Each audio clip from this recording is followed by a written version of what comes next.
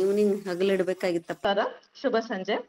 ಭಂಡಾರ ಪ್ರಕಾಶನ ಮಸ್ಕಿ ಆಯೋಜಿಸಿದ ಕಾವ್ಯ ಕರ್ನಾಟಕ 100 ಪ್ರಾಯೋಗಿಕ ವಿಮರ್ಶೆ ಆನ್ಲೈನ್ ಉಪನ್ಯಾಸ ಸರಣಿಯ ಇಂದಿನ ಉಪನ್ಯಾಸದ ವಿಷಯ ಲಿಟ್ಟರು ಸಂಗ್ರಹಿಸಿದ ಕಿತ್ತೂರಿನ ಚೆನ್ನಮ್ಮನ ಲಾವಣಿ. ವಿಮರ್ಶಕರು ಡಾಕ್ಟರ್ ಶಾಂತಾ ಇಂಬ್ರಾಪುರ್. ಮೊದಲಿಗೆ ಈ ಕಾರ್ಯಕ್ರಮದ ವಿಮರ್ಶಕರಾದ ಡಾಕ್ಟರ್ ಶಾಂತಾ ಇಂಬ್ರಾಪುರ್ ಇವರಿಗೆ ಭಂಡಾರ ಪ್ರಕಾಶನ ಮಸ್ಕಿ ಇವರ ವತಿಯಿಂದ ಹಾಗೂ ಕೇಳುಗ ಸಾಹಿತ್ಯ ಆಸಕ್ತರ ವತಿಯಿಂದ ಹೃದಯಪೂರ್ವಕವಾದ ಸ್ವಾಗತ. ಹಾಗೇನೆ ಕಾರ್ಯಕ್ರಮದ ಸಂಚಾಲಕರಿಗೆ, ಸಂಯೋಜಕರಿಗೆ ಹಾಗೂ ಸಹ ಸಂಯೋಜಕರಿಗೂ ಕೂಡ ಹೃದಯಪೂರ್ವಕವಾದ ಸ್ವಾಗತ. ಹಾಗೇನೆ ಕೇಳುಗ ಸಾಹಿತ್ಯ ಆಸಕ್ತಕರಿಗೂ ಕೂಡ ಸ್ವಾಗತ ಕೋರುತ್ತಾ ಈಗ ವಿಮರ್ಶಕರ ಕಿರು ಪರಿಚಯ. ಡಾಕ್ಟರ್ ಶಾಂತಾ ಇಂಬ್ರಾಪುರ್ ಮೂಲತಃ ವಿಜಯಪುರ ಜಿಲ್ಲೆಯ ಮುದ್ದೇಬಿಹಾಳದವರು. ಅಕ್ಕ ಮಹಾದೇವಿ ಜೀವನ ಸಾಧನೆ ಕುರಿತು ಪ್ರೌಢ ಪ್ರಬಂಧ ಮಂಡಿಸಿ ಚಿನ್ನದ ಪದಕದೊಂದಿಗೆ PhD ಪದವಿ ಪಡೆದದ್ದು ಇವರ ಸಾಧನೆ. ಧಾರವಾಡದ ಶ್ರೀ ಹುರಕಡ್ಡಿ ಅಜ್ಜ ಸಂಸ್ಥೆಯ ಮಹಿಳಾ ಪದವಿ ಕಾಲೇಜಿನಲ್ಲಿ ಉಪನ್ಯಾಸಕಿಯಾಗಿ ವೃತ್ತಿ ಆರಂಭಿಸಿ ಅದೇ ಕಾಲೇಜಿನಲ್ಲಿ ಪ್ರಾಂಶುಪಾಲರಾಗಿ ಕಾರ್ಯನಿರ್ವಹಿಸಿ ನಂತರ ಕರ್ನಾಟಕ ವಿಶ್ವವಿದ್ಯಾನಿಲಯದ ಕನ್ನಡ ವಿಭಾಗದ ರೀಡರ್ ಆಗಿ ಪ್ರಾಧ್ಯಾಪಕಿಯಾಗಿ ಕಾರ್ಯನಿರ್ವಹಿಸಿದ್ದಾರೆ. ಶ್ರೀಯುತರು ಮಹಿಳಾ ಅಧ್ಯಯನ, ಅನುಭವ ಸಾಹಿತ್ಯ, ವಿಮರ್ಶೆ, ಸಂಶೋಧನೆ, ಆಧುನಿಕ ಸಾಹಿತ್ಯ, ಜಾನಪದ ಸಾಹಿತ್ಯ ಹೀಗೆ ಹಲವಾರು ಕ್ಷೇತ್ರಗಳಲ್ಲಿ ತಮ್ಮನ್ನ ತೊಡಗಿಸಿಕೊಂಡು ಸುಮಾರು 50ಕ್ಕೂ ಹೆಚ್ಚು ಕೃತಿಗಳನ್ನ ಪ್ರಕಟಿಸಿದ ಹಿರಿಮೆ ಇವರದು. ಇವುಗಳಲ್ಲಿ ಮಹಿಳಾ ಸಾಹಿತ್ಯ ಸಂಸ್ಕೃತಿ, ಅಕ್ಕ ಮಹಾದೇವಿ ಮತ್ತು ಅಲ್ಲಮಪ್ರಭು ಸಣ್ಣಾಟಗಳು, ವಚನಾಂಜಲಿ, ಕಾವ್ಯಾಂಜಲಿ, ಕಥಾಂಜಲಿ, ಚಿಂತನಾಂಜಲಿ ಎಂಬ ವಿಮರ್ಶಾ ಕೃತಿಗಳು ಪ್ರಮುಖವಾದವುಗಳು. ಇವರ ಸಾಹಿತ್ಯ ಕೃಷಿಗೆ ಹಲವಾರು ಗೌರವ ಪ್ರಶಸ್ತಿಗಳು ಕೂಡ ಸಂದಿವೆ. ಇದರಲ್ಲಿ ಕದಳಿ ಶ್ರೀ ಪ್ರಶಸ್ತಿ, ಕನ್ನಡ ಸಾಹಿತ್ಯ ಪರಿಷತ್ತಿನ ದತ್ತಿ ಪ್ರಶಸ್ತಿ, ರತ್ನಮ್ಮ ಹೆಗ್ಗಡೆ ಪ್ರಶಸ್ತಿ, ಜಾನಪದ ಮತ್ತು ಯಕ್ಷಗಾನ ಅಕಾಡೆಮಿಯ ಜ್ಞಾನ ಪ್ರಶಸ್ತಿ ಹಾಗೂ ಕನ್ನಡ ಸಾಹಿತ್ಯ ಪರಿಷತ್ತಿನ ವತಿಯಿಂದ ಪತಿ ಡಾಕ್ಟರ್ ಸೋಮಶೇಖರ್ ಇಂಬ್ರಾಪುರ್ ಅವರೊಂದಿಗೆ ಸಾಹಿತ್ಯ ದಂಪತಿ ಪ್ರಶಸ್ತಿ ಪ್ರಮುಖವಾದವುಗಳು.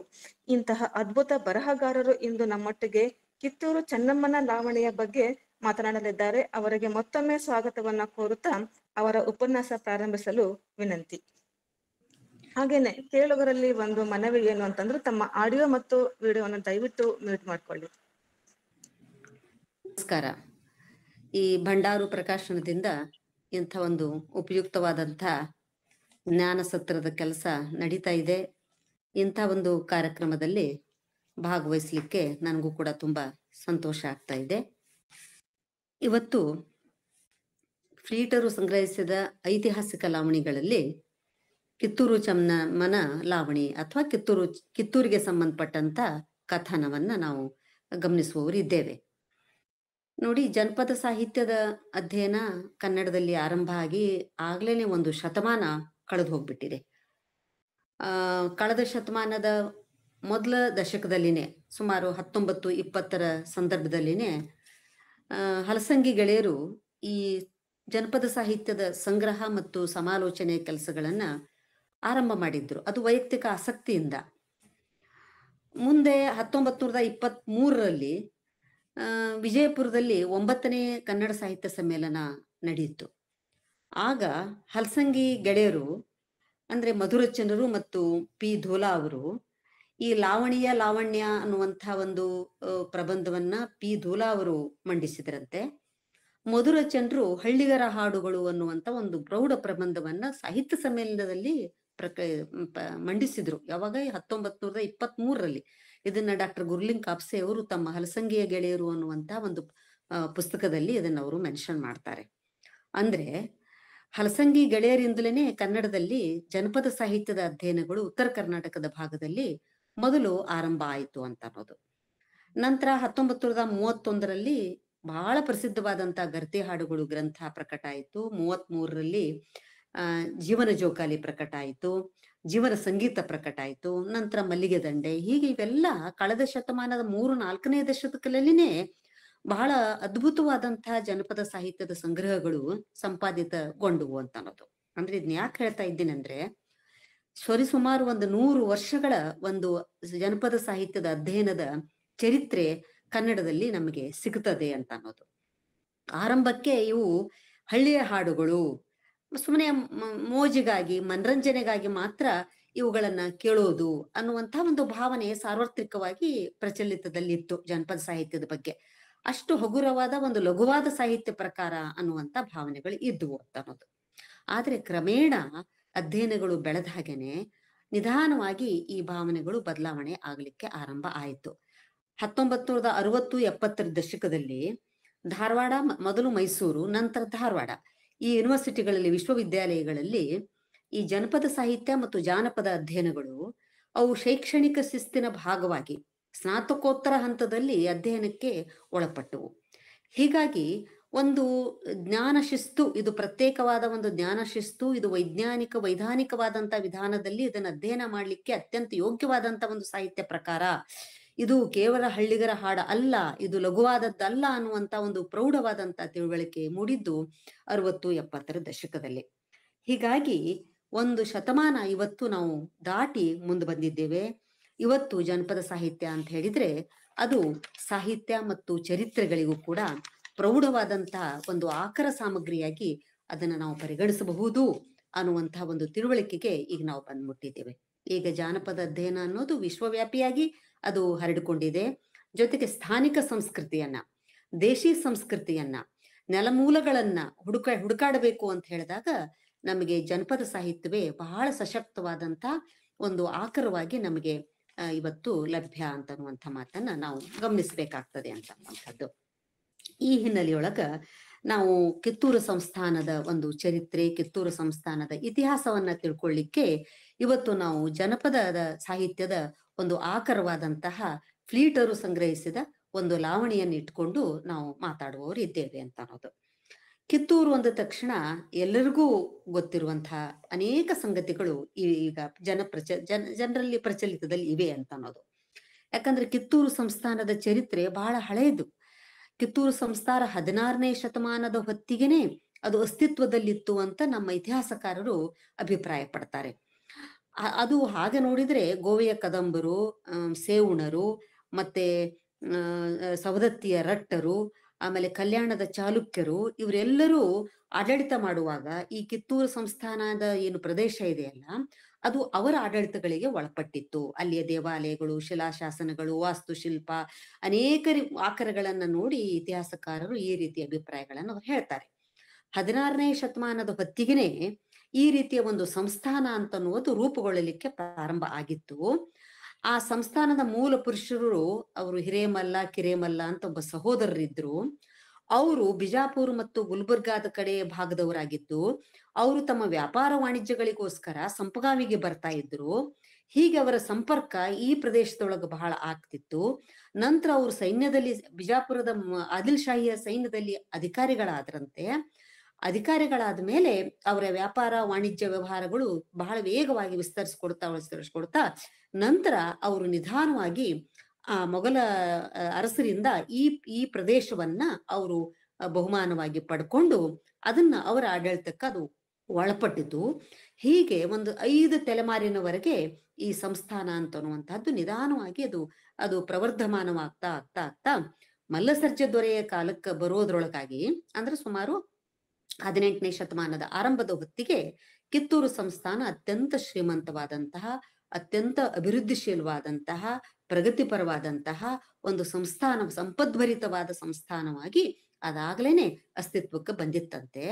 ಹೀಗಾಗಿ ಇಂತಹ ಒಂದು ಸಂಪದ್ಭರಿತವಾದ ಚಿಕ್ಕ ಸಂಸ್ಥಾನ, ಬಹಳ ದೊಡ್ಡದಲ್ಲ, ಸುಮಾರು 280 ಹಳ್ಳಿಗಳಿದ್ದುವಂತೆ, 70 ಕೊಪ್ಪಗಳಿದ್ದು ಅಂತ ಹೇಳ್ತಾರೆ. ಕೊಪ್ಪ ಅಂದ್ರೆ ಬಹಳ ಸಣ್ಣ ಪ್ರದೇಶಗಳು. ಈ ರೀತಿ ಬಹಳ ಸಣ್ಣ ಭೌಗೋಳಿಕ ವ್ಯಾಪ್ತಿಯನ್ನು ಹೊಂದಿದ್ರು ಕೂಡ ಸಾಂಪತ್ತಿಕವಾಗಿ ಬಹಳ ಸಂಪದ್ಭರಿತವಾಗಿತ್ತು, ಸಾಂಪತ್ತಿಕವಾಗಿ ಬಹಳ ಉಜ್ವಲವಾಗಿತ್ತು. ಹಾಗಾಗಿ ಮೊಘಲರು, ಪೇಶ್ವೆಯವರು, ಇವರೆಲ್ಲರದು, ಗೋವೆಯ ಕದಂಬರು, ಹೀಗೆಲ್ಲರದು ಈ ಒಂದು ಸಂಸ್ಥಾನದ ಮೇಲೆ ಕಣ್ಣಿರ್ತಿತ್ತು, ಇದನ್ನ ನಾವು ಕಬಳಿಸ್ಕೊಳ್ಬೇಕು ಅನ್ನುವಂಥದ್ದು. ಈಗ ನಿರಂತರವಾಗಿ ಈ ಸುತ್ತಮುತ್ತಲಿನ ಈ ಬಲಾಢ್ಯವಾದಂತಹ ಒಂದು ಅರಸೊತ್ತಿಗೆಗಳ ಜೊತೆಗೆ ಅದು ತನ್ನ ಅಸ್ತಿತ್ವವನ್ನು ಉಳಿಸ್ಕೊಳ್ಳಿಕ್ಕೆ ಅವರು ಪ್ರಯತ್ನ ಮಾಡ್ತಾನೆ ಇದ್ರು ಅನ್ನೋ ಮಾತನ್ನ ನಾವು ಇತಿಹಾಸಕಾರರಿಂದ ತಿಳ್ಕೊಳ್ತೇವೆ. ಹೀಗೆ ಮಲ್ಲಸರ್ಜ ದೊರೆ 19ನೇ ಶತಮಾನದ ಆರಂಭಕ್ಕೆ ಆಗ್ಲೇನೆ ಆತ ಅರಸನಾಗಿ ಅದನ್ನ ಅರಸೊತ್ತಿಗೆಯನ್ನ, ಸಂಸ್ಥಾನವನ್ನ ತನ್ನ ಅತ್ಯಂತ ಸುಂದರವಾದಂತಹ ಒಂದು ಸಂಸ್ಥಾನವನ್ನಾಗಿ, ಆದರ್ಶವಾದ ಸಂಸ್ಥಾನ, ಒಂದು ನೈತಿಕತೆಯ ದೃಷ್ಟಿಯಿಂದ, ಧರ್ಮದ ದೃಷ್ಟಿಯಿಂದ ತನ್ನ ಆಡಳಿತವನ್ನ ಬಹಳ ವ್ಯವಸ್ಥಿತವಾಗಿ, ಪ್ರಜಾನುರಾಗಿಯಾಗಿ ಆತ ಮಲ್ಲಸರ್ಜ ದೊರೆ ಅದನ್ನ ಆಳ್ತಿದ್ದ ಅಂತ ಅನ್ನೋದನ್ನ ಅನೇಕ ಮಲ್ಲಸರ್ಜ ದೊರೆಯ ಆಸ್ಥಾನಿಕರ ಕವಿಗಳೇ ಬರೆದಂತ ಮಲ್ಲಸರ್ಜ ಕಾವ್ಯ ಅಂತ ಒಂದು ಕೃತಿ ಇದೆ. ಜೊತೆಗೆ ಅನೇಕ ಲಾವಣಿಗಳು, ಹಾಡುಗಳು ಆ ಪ್ರಾಂತದಲ್ಲಿ ಸಿಗ್ತಾವೆ. ಅವೆಲ್ಲವೂ ಕೂಡ ಮಲ್ಲಸರ್ಜ ದೊರೆಯನ್ನ ಆದರ್ಶ ದೊರೆ ಅಂತ ತಿಳ್ಕೊಂಡೇನೆ ಅವು ವರ್ಣಿಸ್ತಾವೆ ಅಂತ ಅನ್ನೋದು. ಹೀಗೆ ಈ ಕಿತ್ತೂರಿನ ಒಂದು ಇತಿಹಾಸವನ್ನ ತಿಳ್ಕೊಳ್ಬೇಕು ಅಂತ ಹೇಳಿದಾಗ ನಮಗೆ ಆಕರ ಸಾಮಗ್ರಿಯಾಗಿ ದೊರೆಯೋದು ಏನು ಅಂತ ಅನ್ನೋದು. ಕಿತ್ತೂರಿನ ಕುರಿತಾದಂತಹ ಅವತ್ತು ಬ್ರಿಟಿಷ್ ಅಧಿಕಾರಿಗಳು ಕಿತ್ತೂರಿನ ಒಂದು ಸಂಸ್ಥಾನದ ಬಗ್ಗೆ, ಅವರ ವ್ಯವಹಾರಗಳ ಬಗ್ಗೆ ಬರೆದಂತಹ ಕಾಗದ ಪತ್ರಗಳಿವೆ. ಜೊತೆಗೆ ಸಂಸ್ಥಾನಿಕರು ಇವರು ಬರೆದಂತ ಕಾಗದ ಪತ್ರಗಳು, ಈ ರೀತಿಯ ಒಂದು ಸರ್ಕಾರಿ ದಾಖಲೆಗಳು ಸಿಗ್ತವೆ ಅಂತ ಅನ್ನೋದು ಒಂದು. ಎರಡನೇದು, ಬಹಳ ದೊಡ್ಡ ಪ್ರಮಾಣದಲ್ಲಿ ನಮಗೆ ಕಿತ್ತೂರು ಸಂಸ್ಥಾನದ ಒಂದು ಇತಿಹಾಸವನ್ನ ತಿಳ್ಕೊಳ್ಬೇಕು ಅಂತ ಹೇಳಿದ್ರೆ ಮೂಲ ಆಕರ ಅಂದ್ರೆ ಜನಪದ ಸಾಮಗ್ರಿಗಳು ಅಂತ ಅನ್ನೋದು. ಯಾಕಂತ ಹೇಳಿದ್ರೆ ನಮ್ಗೆಲ್ಲರಿಗೂ ನಿಮ್ಗೆಲ್ಲರಿಗೂ ಗೊತ್ತಿದ್ದ ಹಾಗೇನೆ ನಮ್ಮ ದೇಶದಲ್ಲಿ ಯಾವುದೇ ಒಂದು ಪ್ರಾಂತದ, ಯಾವುದೇ ಒಂದು ನಾಡಿನ, ಯಾವುದೇ ಒಂದು ರಾಜ್ಯದ, ಯಾವುದೇ ಒಂದು ಸಂಸ್ಥಾನದ ಇತಿಹಾಸವನ್ನ ಅಚ್ಚುಕಟ್ಟಾಗಿ ಇತಿಹಾಸದ ಪ್ರಜ್ಞೆಯಿಂದ ಅದನ್ನ ಬರೆಯುವಂತ ಒಂದು ಒಂದು ಒಂದು ತಿಳುವಳಿಕೆ, ವಿವೇಕ ನಮ್ಮ ಹತ್ರ ಇರ್ಲಿಲ್ಲ ಅಂತ ಅನ್ನೋದನ್ನ ನಾವು ಒಪ್ಕೊಳ್ಬೇಕಾಗ್ತದೆ. ಯಾಕಂದ್ರೆ ಯಾವ್ದ್ರ ಬಗ್ಗೆನೂ ಕೂಡ ನಮ್ಮ ದೇಶೀಯ ವಿದ್ವಾಂಸರು, ಇತಿಹಾಸಕಾರರು ಅನ್ನುವಂತ ಒಂದು ಒಂದು ಹಿನ್ನೆಲೆ ಉಳ್ಳಂತ ಯಾವೊಬ್ಬ ವ್ಯಕ್ತಿಯೂ ಕೂಡ ಈ ರೀತಿ ಇತಿಹಾಸವನ್ನ ಬರೆದಿಟ್ಟಂತ ದಾಖಲೆಗಳಿಲ್ಲ. ಆದ್ರೆ ಭಾರತದಲ್ಲಿ ಇತಿಹಾಸವನ್ನ ಬರೀಲೇ ಇಲ್ಲ ಅಂತಲ್ಲ, ಆದ್ರೆ ನಾವು ಇವತ್ತು ಇತಿಹಾಸಕಾರರು ಐತಿಹಾಸಿಕ ಪ್ರಜ್ಞೆಯಿಂದ ಬರೆಯುವಂತ ಒಂದು ಶಿಸ್ತಿದೆಯಲ್ಲ, ಆ ರೀತಿಯ ಶಿಸ್ತಿನಲ್ಲಿ ನಮ್ಮ ಭಾರತದಲ್ಲಿ ಬರೆದಿರ್ಲಿಕ್ಕಿಲ್ಲ. ಆದ್ರೆ ನಮ್ಮ ಕವಿಗಳು, ನಮ್ಮ ಸಾಹಿತಿಗಳು ಬರೆದಂತಹ ಅನೇಕ ಕೃತಿಗಳು ಇತಿಹಾಸದ ಮುಖವಾಣಿಗಳಾಗಿನೇ ಅವು ನಾವು ಪರಿಗಣಿಸ್ಬೇಕಾಗ್ತದೆ. ನೋಡ್ರಿ, ಭಾರತದಲ್ಲಿ ಕಲ್ಹಣ ಅಂತ ಒಬ್ಬ ಕವಿ 12ನೇ ಶತಮಾನದಲ್ಲಿ ಕಾಶ್ಮೀರದಲ್ಲಿದ್ದ. ಆ ಕಲ್ಹಣ ಬರೆದಂತ ರಾಜತರಂಗಿಣಿ ಅನ್ನುವಂತಹ ಕಾವ್ಯ ಅದು ಕಾಶ್ಮೀರದ ಕಥನವನ್ನ ಹೇಳುವಂತಹ ಕಾವ್ಯ. ಹೀಗಾಗಿ ಅದು ಕಾವ್ಯ ಸಾಹಿತ್ಯದ ಪ್ರಕಾರ, ಆದ್ರೆ ಅದು ನಿಜವಾಗಿ ಐತಿಹಾಸಿಕ ಮಾಹಿತಿಗಳನ್ನ, ಐತಿಹಾಸಿಕ ದಾಖಲೆಗಳನ್ನ ಕೊಡುವಂತ ಒಂದು ಸಾಮಗ್ರಿ ನಮಗೆ. ಹಾಗೇನೆ ನಮ್ಮಲ್ಲಿ ಕೂಡ ಇಮ್ಮಡಿ ಪುಲಕೇಶಿ ಹೆಂಡತಿ ಮಧುರಾಂಬಿಕಾ ಮಧುರಾ ವಿಜಯ ಬರದ್ಲು ಅಂತನೋ ಮಾತನ್ನ ನಾವು ನೋಡ್ತೇವೆ ಸಂಸ್ಕೃತದಲ್ಲಿ. ಅದು ಕೂಡ ಇಮ್ಮಡಿ ಪುಲಕೇಶಿಯ ಒಂದು ಚರಿತ್ರೆಯನ್ನು ಹೇಳ್ತದೆ ಅನ್ನುವಂತ ಮಾತನ್ನ ನಾವು ಗಮನಿಸ್ಬೇಕು ಅಂತ ಅನ್ನೋದು. ಅದ್ರ ಜೊತೆಗೆ ನಮ್ಮ ಕವಿಗಳು, ಈಗ ಬಸವ ಪುರಾಣವನ್ನ ಬರೆದಂತ ಭೀಮಕವಿ, ರಗಳೆಗಳನ್ನು ಬರೆದಂತ ಹರಿಹರ, ಅವು ಸಾಹಿತ್ಯ ಪ್ರಕಾರಗಳು ನಿಜ, ಆದ್ರೆ ಅವು ಚಾರಿತ್ರಿಕ ಕಾವ್ಯಗಳು. ಅದರಲ್ಲಿ ಚರಿತ್ರೆ ಇದೆ, ಇತಿಹಾಸಕ್ಕೆ ಬೇಕಾದ ಅನೇಕ ಸಾಮಗ್ರಿಗಳಿವೆ. ಹರಿಹರ ಅಕಸ್ಮಾತ್ ರಗಳೆಗಳನ್ನ ಬರೀದೇ ಹೋಗಿದ್ರೆ, ಬಸವ ಪುರಾಣ ನಮಗೆ ಸಿಗದೆ ಹೋಗಿದ್ರೆ ಇವತ್ತು ಶರಣರ ಚರಿತ್ರೆ ನಮಗೆ ಎಲ್ಲಿ ಗೊತ್ತಾಗ್ತಿತ್ತು ಅಂತ ಅನ್ನೋದು. ನಂತರ ಶರಣರ ವಚನಗಳು ಸಿಕ್ಕು, ಅವರ ವ್ಯಕ್ತಿತ್ವ, ಅವರ ಆದರ್ಶ, ಅವರ ಸಂದೇಶಗಳ ತಿಳುವಳಿಕೆ ನಮಗಾಯ್ತು. ಆದ್ರೆ ಅವರ ಚರಿತ್ರೆಯ ಹಿನ್ನೆಲೆಗಳು ನಮ್ಗೆ ತಿಳಿಬೇಕು ಅಂದ್ರೆ ಇವತ್ತಿಗೂ ಕೂಡ ನಮಗೆ ನಮ್ಮ ಕಾವ್ಯಗಳು, ನಮ್ಮ ಪುರಾಣಗಳೇ ನಮಗೆ ಆಕರ ಸಾಮಗ್ರಿಗಳು. ಹೀಗೆ ಭಾರತದಲ್ಲಿ ಸಾಹಿತ್ಯ, ಇತಿಹಾಸ ಅನ್ನುವಂತ ಪ್ರತ್ಯೇಕವಾದ ಜ್ಞಾನ ಶಿಸ್ತನ್ನ ನಾವು ಬೆಳೆಸ್ಕೊಳ್ದೇ ಇದ್ರು ನಮ್ಮೆಲ್ಲ ಸಾಹಿತ್ಯ ಕೂಡ, ನಮ್ಮ ಕವಿಗಳು ಕೂಡ ಆ ಇತಿಹಾಸ ಪ್ರಜ್ಞೆ, ಚಾರಿತ್ರಿಕ ಪ್ರಜ್ಞೆಯಿಂದಲೇ ಸಾಹಿತ್ಯವನ್ನ ರಚಿಸಿದ್ರು. ಹೀಗಾಗಿ ನಮ್ಗ ಈ ರೀತಿಯ ಒಂದು ಇತಿಹಾಸವನ್ನ ನಾವು ಕಟ್ಕೊಳ್ಳಿಕ್ಕೆ ನಮಗ ನೆರವಾಯ್ತು. ಆದ್ರೆ ಬ್ರಿಟಿಷರು ಬಂದ ಮೇಲೆ ಅವ್ರು ಬರೆದಂತಹ ಇತಿಹಾಸ, ಭಾರತ ದೇಶದ ಚರಿತ್ರೆಯನ್ನ ಬಹುಪಾಲು ಮೊದಲು ದಾಖಲಿಸಿದವರೇ ಪಶ್ಚಿಮದ ಇತಿಹಾಸಕಾರರು. ಹಾಗಾಗಿ ನಮ್ಗೆ ಈ ಮೈಸೂರು ಚರಿತ್ರೆಯನ್ನ ಬರೆದವರು ಮಾರ್ಕ್ ವಿಲ್ಕ್ ಅಂತೆ, ಕೊಡಗಿನ ಚರಿತ್ರೆಯನ್ನು ಬರೆದವರು ಕ್ಯಾಪ್ಟನ್ ಡೆನಿಸ್ ಅಂತೆ, ನಂತರ ಕರ್ನಾಟಕದ ಭೌಗೋಳಿಕ ಒಂದು ಪರಿಸರದ ಬಗ್ಗೆ ಅದನ್ನ ಮೊಟ್ಟ ಮೊದಲು ಅದನ್ನೆಲ್ಲ ತಿಳುವಳಿಕೆಯನ್ನ ಕೊಟ್ಟು ಅದನ್ನ ಭೌಗೋಳಿಕ ಇತಿಹಾಸವನ್ನ ಬರೆದವರು ಕರ್ನಲ್ ಮೆಕೆಂಜಿ ಅಂತೆ, ಆಮೇಲೆ ವಾಸ್ತುಶಿಲ್ಪ ಮತ್ತು ದೇವಾಲಯಗಳ ಇತಿಹಾಸವನ್ನ ಬರೆದವರು ಬೊಕನನ್ ಅಂತೆ. ಈ ರೀತಿ ವಾಸ್ತುಶಿಲ್ಪದ ಇತಿಹಾಸ ಇದೆಲ್ಲ ವೈಶಿಷ್ಟ್ಯವನ್ನ ಕುರಿತು ಜೇಮ್ಸ್ ಫರ್ಗ್ಯೂಸನ್ ಅಂತನೋರು ಒಂದು ಇತಿಹಾಸವನ್ನ ಬರೆದ್ರಂತೆ. 1802ರಲ್ಲಿ ಹಿಸ್ಟ್ರಿ ಆಫ್ ಇಂಡಿಯಾ ಅನ್ನುವಂತ ಒಂದು ಭಾರತದ ಕಥನವನ್ನ ಕೊಟ್ಟವರು ಜೇಮ್ಸ್ ಮಿಲ್ ಅಂತೆ. ಈ ರೀತಿ ಅನೇಕ ಪಶ್ಚಿಮದ ವಿದ್ವಾಂಸರು, ಇತಿಹಾಸಕಾರರು ಭಾರತದ ಇತಿಹಾಸಕ್ಕೆ ಸಂಬಂಧಪಟ್ಟಂತ ಅನೇಕ ಗ್ರಂಥಗಳನ್ನ ಬರೆದು ಇತಿಹಾಸ ಅಂತ ಅನ್ನೋದು ಯಾವ ರೀತಿಯ ಒಂದು ಪ್ರತ್ಯೇಕವಾದ ಶಿಸ್ತು ಅನ್ನುವಂತಹ ಒಂದು ವಿವೇಕ, ಒಂದು ತಿಳುವಳಿಕೆಗಳನ್ನ ನಮಗೆ ಮಾಡಿಕೊಡ್ಲಿಕ್ಕೆ ಅವೆಲ್ಲ ನೆರವಾದವು ಅಂತ ಅನ್ನೋದು. ಹಾಗಿದ್ದಾಗಲೂ ಕೂಡ ಕಿತ್ತೂರು ಸಂಸ್ಥಾನದ ಕಥನವನ್ನ ಕುರಿತು ನಮ್ಗೆ ಇವತ್ತಿಗೂ ಅಧಿಕೃತವಾಗಿ ಬರೆದಂತ ಇತಿಹಾಸಗಳು ಯಾವುವು ಇಲ್ಲ ಈ ರೀತಿಯ ಶಿಸ್ತಿನೊಳಗ. ಆದ್ರೆ ನಮ್ಮ ಎಲ್ಲ ಜನಪದ ಸಾಹಿತ್ಯ ಆ ಸ್ಥಾನಿಕವಾದಂತಹ ನೆಲೆಯಲ್ಲಿ ಸಿಗುವಂತಹ ಅನೇಕ ದಂತಕಥೆಗಳು, ಐತಿಹ್ಯಗಳು, ಆಮೇಲೆ ಜನರ ಬಾಯಿಯಲ್ಲಿ ಮೌಖಿಕವಾಗಿ ಹರಿದು ಬಂದಿರುವಂತಹ ಅನೇಕ ನಂಬಿಕೆಗಳು, ಅವರ ಶ್ರದ್ಧೆಗಳು, ಅದ್ರ ಜೊತೆಗೆ ಅನೇಕ ರೀತಿಯ ಸಾಹಿತ್ಯದ ಪ್ರಕಾರಗಳು, ಕೋಲು ಪದಗಳು, ದಂಡಕಗಳು, ದುಂದುಮೆಗಳು, ಹೋಳಿ ಹಾಡುಗಳು, ಹೆಂಗಸರ ಪದಗಳು, ಈ ರೀತಿಯ ಅನೇಕ ಪ್ರಕಾರದ ಜನಪದ ಸಾಹಿತ್ಯ ನಮಗಿವತ್ತು ಲಭ್ಯ ಇದೆ ಆ ಭಾಗದೊಳಗೆ, ಕಿತ್ತೂರು ಸಂಸ್ಥಾನದ ಭಾಗದಲ್ಲಿ. ಹಾಗಾಗಿ ಆ ಎಲ್ಲ ಆಕಾರಗಳನ್ನ ಇಟ್ಕೊಂಡು ನಾವು ಅಧ್ಯಯನ ಮಾಡಿದಾಗ ನಮಗೊಂದು ಸ್ಥೂಲವಾದಂತಹ ಒಂದು ಚಿತ್ರ, ಒಂದು ಚೌಕಟ್ಟು ಕಿತ್ತೂರದ ಒಂದು ಇತಿಹಾಸಕ್ಕ ಲಭ್ಯ ಆಗ್ತದೆ ಅಂತ ಅನ್ನುವಂಥದ್ದು. ಈ ರೀತಿಯ ಅಧ್ಯಯನಗಳನ್ನ ಕನ್ನಡದಲ್ಲಿ 1930 ಸಂದರ್ಭದಲ್ಲಿ ಫ್ಲೀಟ್ರು 1885 ಈ ಲಾವಣಿಯನ್ನ ಸಂಗ್ರಹಿಸಿ ಪ್ರಕಟಿಸಿದ್ರು. 90ರ ಅವಧಿಯಲ್ಲಿ 1885 ಮತ್ತು 90ರ ಅವಧಿ 95 ಸುಮಾರು ಆ ಅವಧಿಯೊಳಗ ಅವರು ಈ ಲಾವಣಿಗಳನ್ನ ಇಂಡಿಯನ್ ಎಂಟಿಕ್ವರಿ ಅನ್ನುವಂತ ಒಂದು ಅವರದೇ ಆದಂತ ಪತ್ರಿಕೆ ಇತ್ತು. ಆ ಪತ್ರಿಕೆಯಲ್ಲಿ ಅವರು ಹಂತ ಹಂತವಾಗಿ ಪ್ರಕಟಿಸಿದ್ದಾರೆ. ಅದನ್ನ ಬಿಟ್ರೆ ಎರಡನೇ ಸ್ಟೇಜು ನಮ್ಮ ದೇಶಿ ವಿದ್ವಾಂಸರು ಈ ಕಿತ್ತೂರನ್ನ ಕುರಿತು ನಡೆಸಿದಂತ ಒಂದು ಜನಪದ ಸಾಹಿತ್ಯದ ಸಂಗ್ರಹಗಳು ಮತ್ತು ಮುಂದೆ ಅದನ್ನ ಆಧಾರವಾಗಿ ಇಟ್ಕೊಂಡು ನಡೆಸಿದಂತ ಅಧ್ಯಯನಗಳು, ನಂತರ ಆಧುನಿಕ ಇತಿಹಾಸಕಾರರು, ಕನ್ನಡದ ಇತಿಹಾಸಕಾರರು ನಡೆಸಿದಂತ ಅಧ್ಯಯನಗಳು, ಈ ರೀತಿ 3 ಹಂತಗಳಲ್ಲಿ ನಾವು ಕಿತ್ತೂರದ ಒಂದು ಇತಿಹಾಸಕ್ಕೆ ಸಂಬಂಧಪಟ್ಟಂತ ಒಂದು ದೊಡ್ಡ ಸಾಮಗ್ರಿಯನ್ನ ನಾವು ಇವತ್ತು ನಮ್ಮ ಎದುರುಗಡೆಗೆ ಇದೆ ಅಂತ ಅನ್ನೋದು. 1920-30 ಸಂದರ್ಭದಲ್ಲಿ ನಾನು ಹೇಳಿದೆ, ಸುಮಾರು ಹಲಸಂಗಿ ಗೆಳೆಯರು ಜನಪದ ಸಾಹಿತ್ಯದ ಅಧ್ಯಯನವನ್ನ ಆರಂಭ ಮಾಡಿದ ಹೊತ್ತಿನಲ್ಲಿನೇ ಧಾರವಾಡದ ಈ ಪ್ರದೇಶದಲ್ಲಿ 1920 ಸುಮಾರ ಗದ್ಗಿಮಠರು, ಡಾಕ್ಟರ್ BS ಗದ್ಗಿಮಠ್ ಅವರು ಈ ಪ್ರಾಂತದಲ್ಲಿ, ಕಿತ್ತೂರು ಸಂಸ್ಥಾನದ ಪ್ರಾಂತದಲ್ಲೆಲ್ಲ ಅಡ್ಡಾಡಿ ಅಲ್ಲಿ ಹೆಣ್ಮಕ್ಕಳ ಹಾಡುವಂತ ಕೋಲು ಪದಗಳು, ಕಿತ್ತೂರಿಗೆ ಸಂಬಂಧಪಟ್ಟಂತ ಕೋಲು ಪದಗಳನ್ನ ಸಂಗ್ರಹಿಸಿ ಅವರು ಪ್ರಕಟ ಮಾಡಿದ್ರು 30ನೇ ಇಸ್ವಿಯಲ್ಲಿ. ಹಾಗಾಗಿ ಗದ್ಗಿಮಠರು ಕೊಟ್ಟಂತಹ ಜನಪದ ಸಾಹಿತ್ಯ ಅದೇ ಸಮಯಕ್ಕೆ ಸುಮಾರು 1940 ಒಳಗೇನೆ ದೊಡ್ಡಬಾವೆಪ್ಪ ಮುಗಿಯವರು, ತಲ್ಲೂರ ರಾಯನಗೌಡರು, ಗಸ ಹಾಲಪ್ಪನವರು, ರಂಗನಾಥ್ ದಿವಾಕರ್ ಅವರು, ಆಮೇಲೆ MS ಸುಂಕಾಪುರ್ ಅವರು, ತರೀಕೆರೆ ಲಿಂಗಪ್ಪನವರು, ಬಸವರಾಜ್ ಕಟ್ಟಿಮನಿಯವರು, ಸರಸ್ವತಿ ದೇವಿ ಗೌಡವರವರು, ಇವರೆಲ್ಲರೂ ಕಿತ್ತೂರಿಗೆ ಸಂಬಂಧಪಟ್ಟಂತ ಅನೇಕ ಪ್ರಕಾರದ ಸಾಹಿತ್ಯವನ್ನ ಸಂಗ್ರಹ ಮಾಡಿ ಅವುಗಳನ್ನ ಕುರಿತು ಅವುಗಳನ್ನ ಪ್ರಕಟ ಮಾಡಿ ಜನರಿಗೆ ಅಧ್ಯಯನಕ್ಕ ಲಭ್ಯ ಮಾಡಿಕೊಟ್ರು. ಹೀಗಾಗಿ ನಮಗೆ ಕಳೆದ ಶತಮಾನದ ಪೂರ್ವಾರ್ಧದಿಂದಲೇ ನಮಗೆ ಈ ರೀತಿಯ ಒಂದು ಸಾಮಗ್ರಿ ಲಭ್ಯ ಆಗ್ತಾ ಬಂತು, ಜನಪದ ಸಾಹಿತ್ಯದ ಒಂದು ಸಂಗ್ರಹಗಳು. ಮುಂದೆ 72ರೊಳಗ ಕ್ಯಾತನಹಳ್ಳಿ ರಾಮಣ್ಣನವರು ಫ್ಲೀಟರು ಸಂಗ್ರಹಿಸಿದ 5 ಐತಿಹಾಸಿಕ ಲಾವಣಿಗಳು ಅನ್ನುವಂತ ಬಹಳ ಮಹತ್ವದ ಒಂದು ಗ್ರಂಥವನ್ನ ಅವರು ಪ್ರಕಟಿಸಿದ್ರು. ಯಾಕಂದ್ರೆ ಫ್ಲೀಟ್ರು ಇಂಡಿಯನ್ ಎಂಟಿಕ್ವರಿಯಲ್ಲಿ ಪ್ರಕಟ ಮಾಡಿದ್ರು. ಅದು ಭಾರತ ದೇಶದಲ್ಲಿ ಪ್ರಕಟವಾದಂತಹ ಪತ್ರಿಕೆ ಆದ್ರೂ ಕೂಡ ಅವೆಲ್ಲ ಪ್ರತಿಗಳು ಇದ್ದದ್ದು ಲಂಡನ್ ಮ್ಯೂಸಿಯಂ ಅಲ್ಲಿ.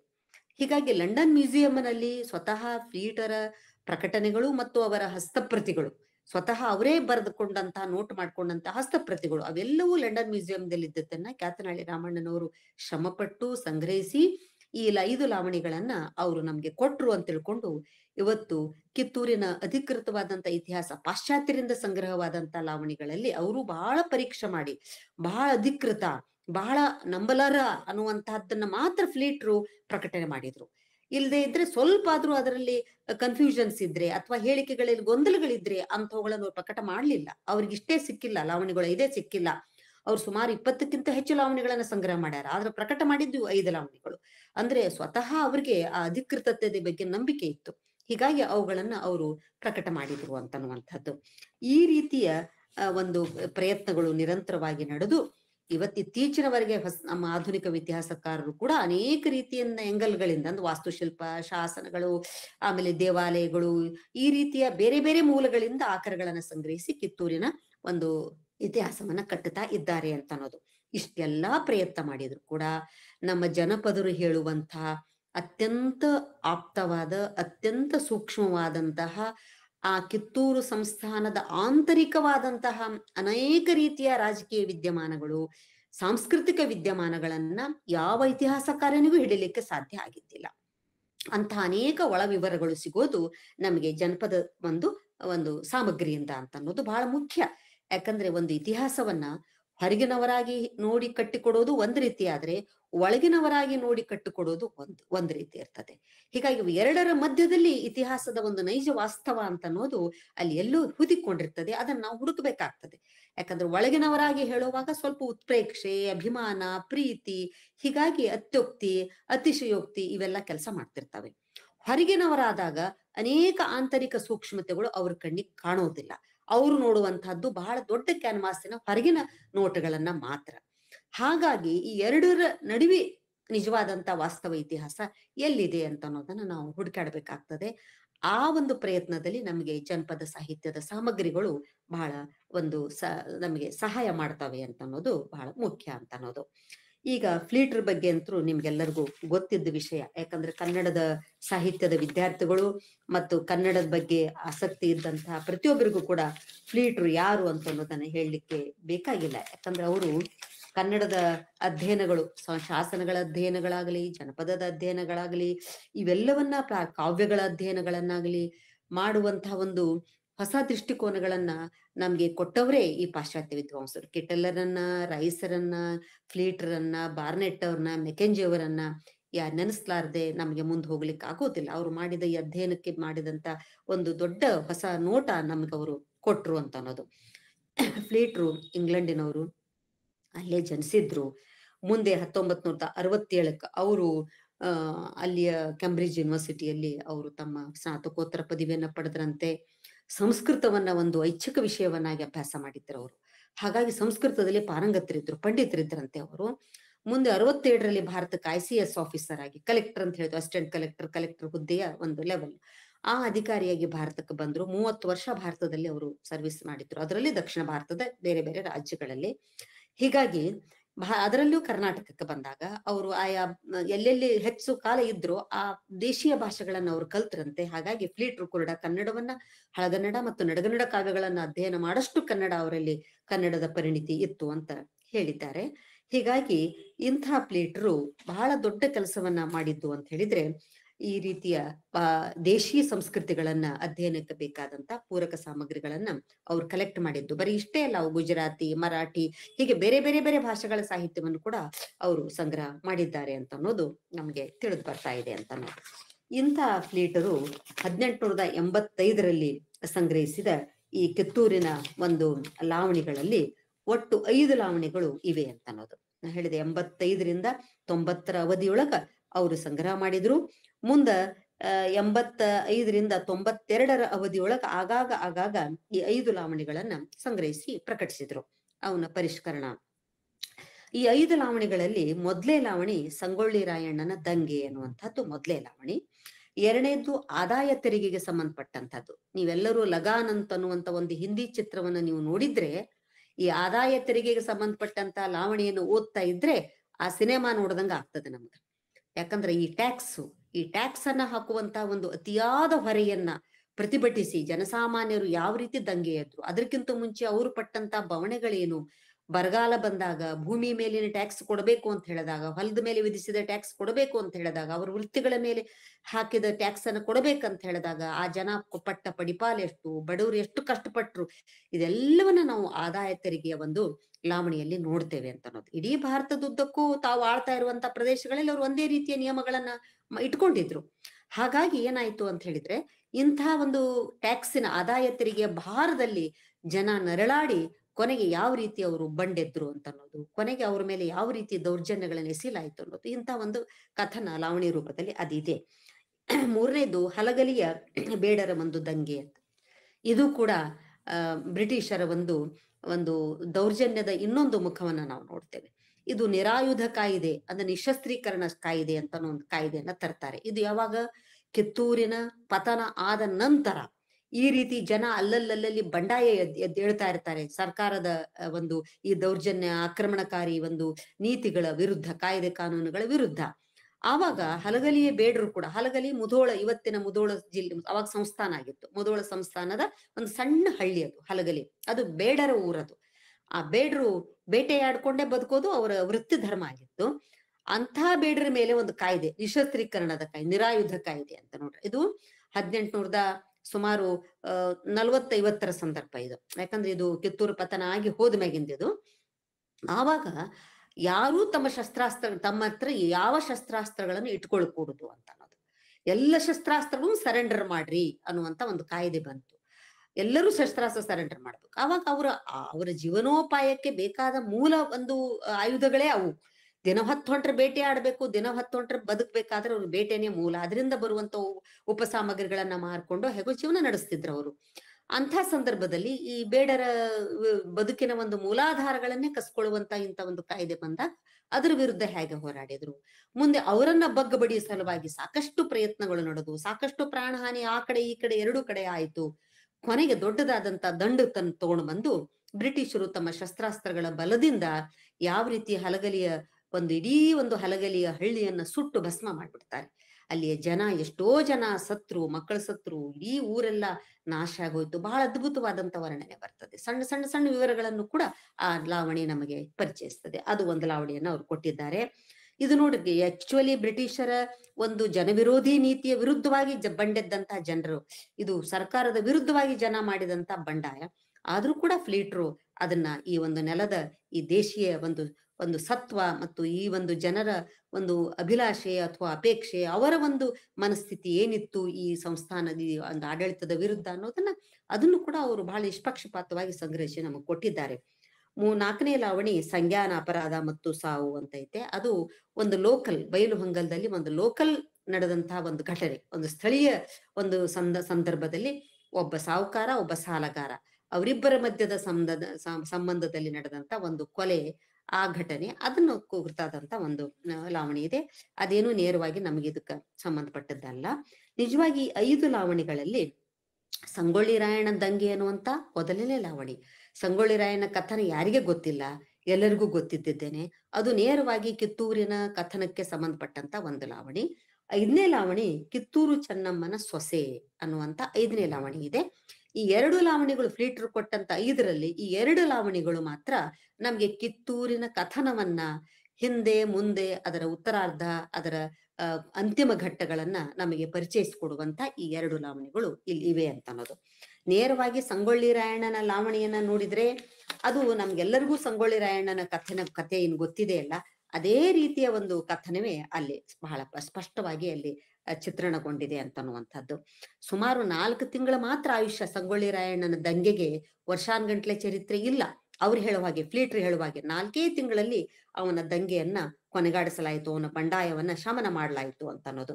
ಯಾಕಂದ್ರೆ ಇಲ್ಲಿ ಕಿತ್ತೂರು ಚೆನ್ನಮ್ಮನನ್ನ ಬಂದಿಯನ್ನಾಗಿ ಮಾಡಿ ಕಿತ್ತೂರಿನ ಕ್ರಾಂತಿ ನಡೆದು ಕಿತ್ತೂರು ಸಂಸ್ಥಾನ ಬ್ರಿಟಿಷರ ಅಧಿಪತ್ಯಕ್ಕೆ ಒಳಪಟ್ಟ ಮೇಲೆ ಆವಾಗ ಕೊನೆಯದಾಗಿ ಏನ್ ದತ್ತಕ ಮಾಡ್ಕೊಂಡಿರ್ತಾರಲ್ಲ, ಆ ದತ್ತಕ ಪುತ್ರ 7-8 ವರ್ಷದ ಬಾಲಕನನ್ನ ದತ್ತಕ ಮಾಡ್ಕೊಂಡಿರ್ತಾರೆ.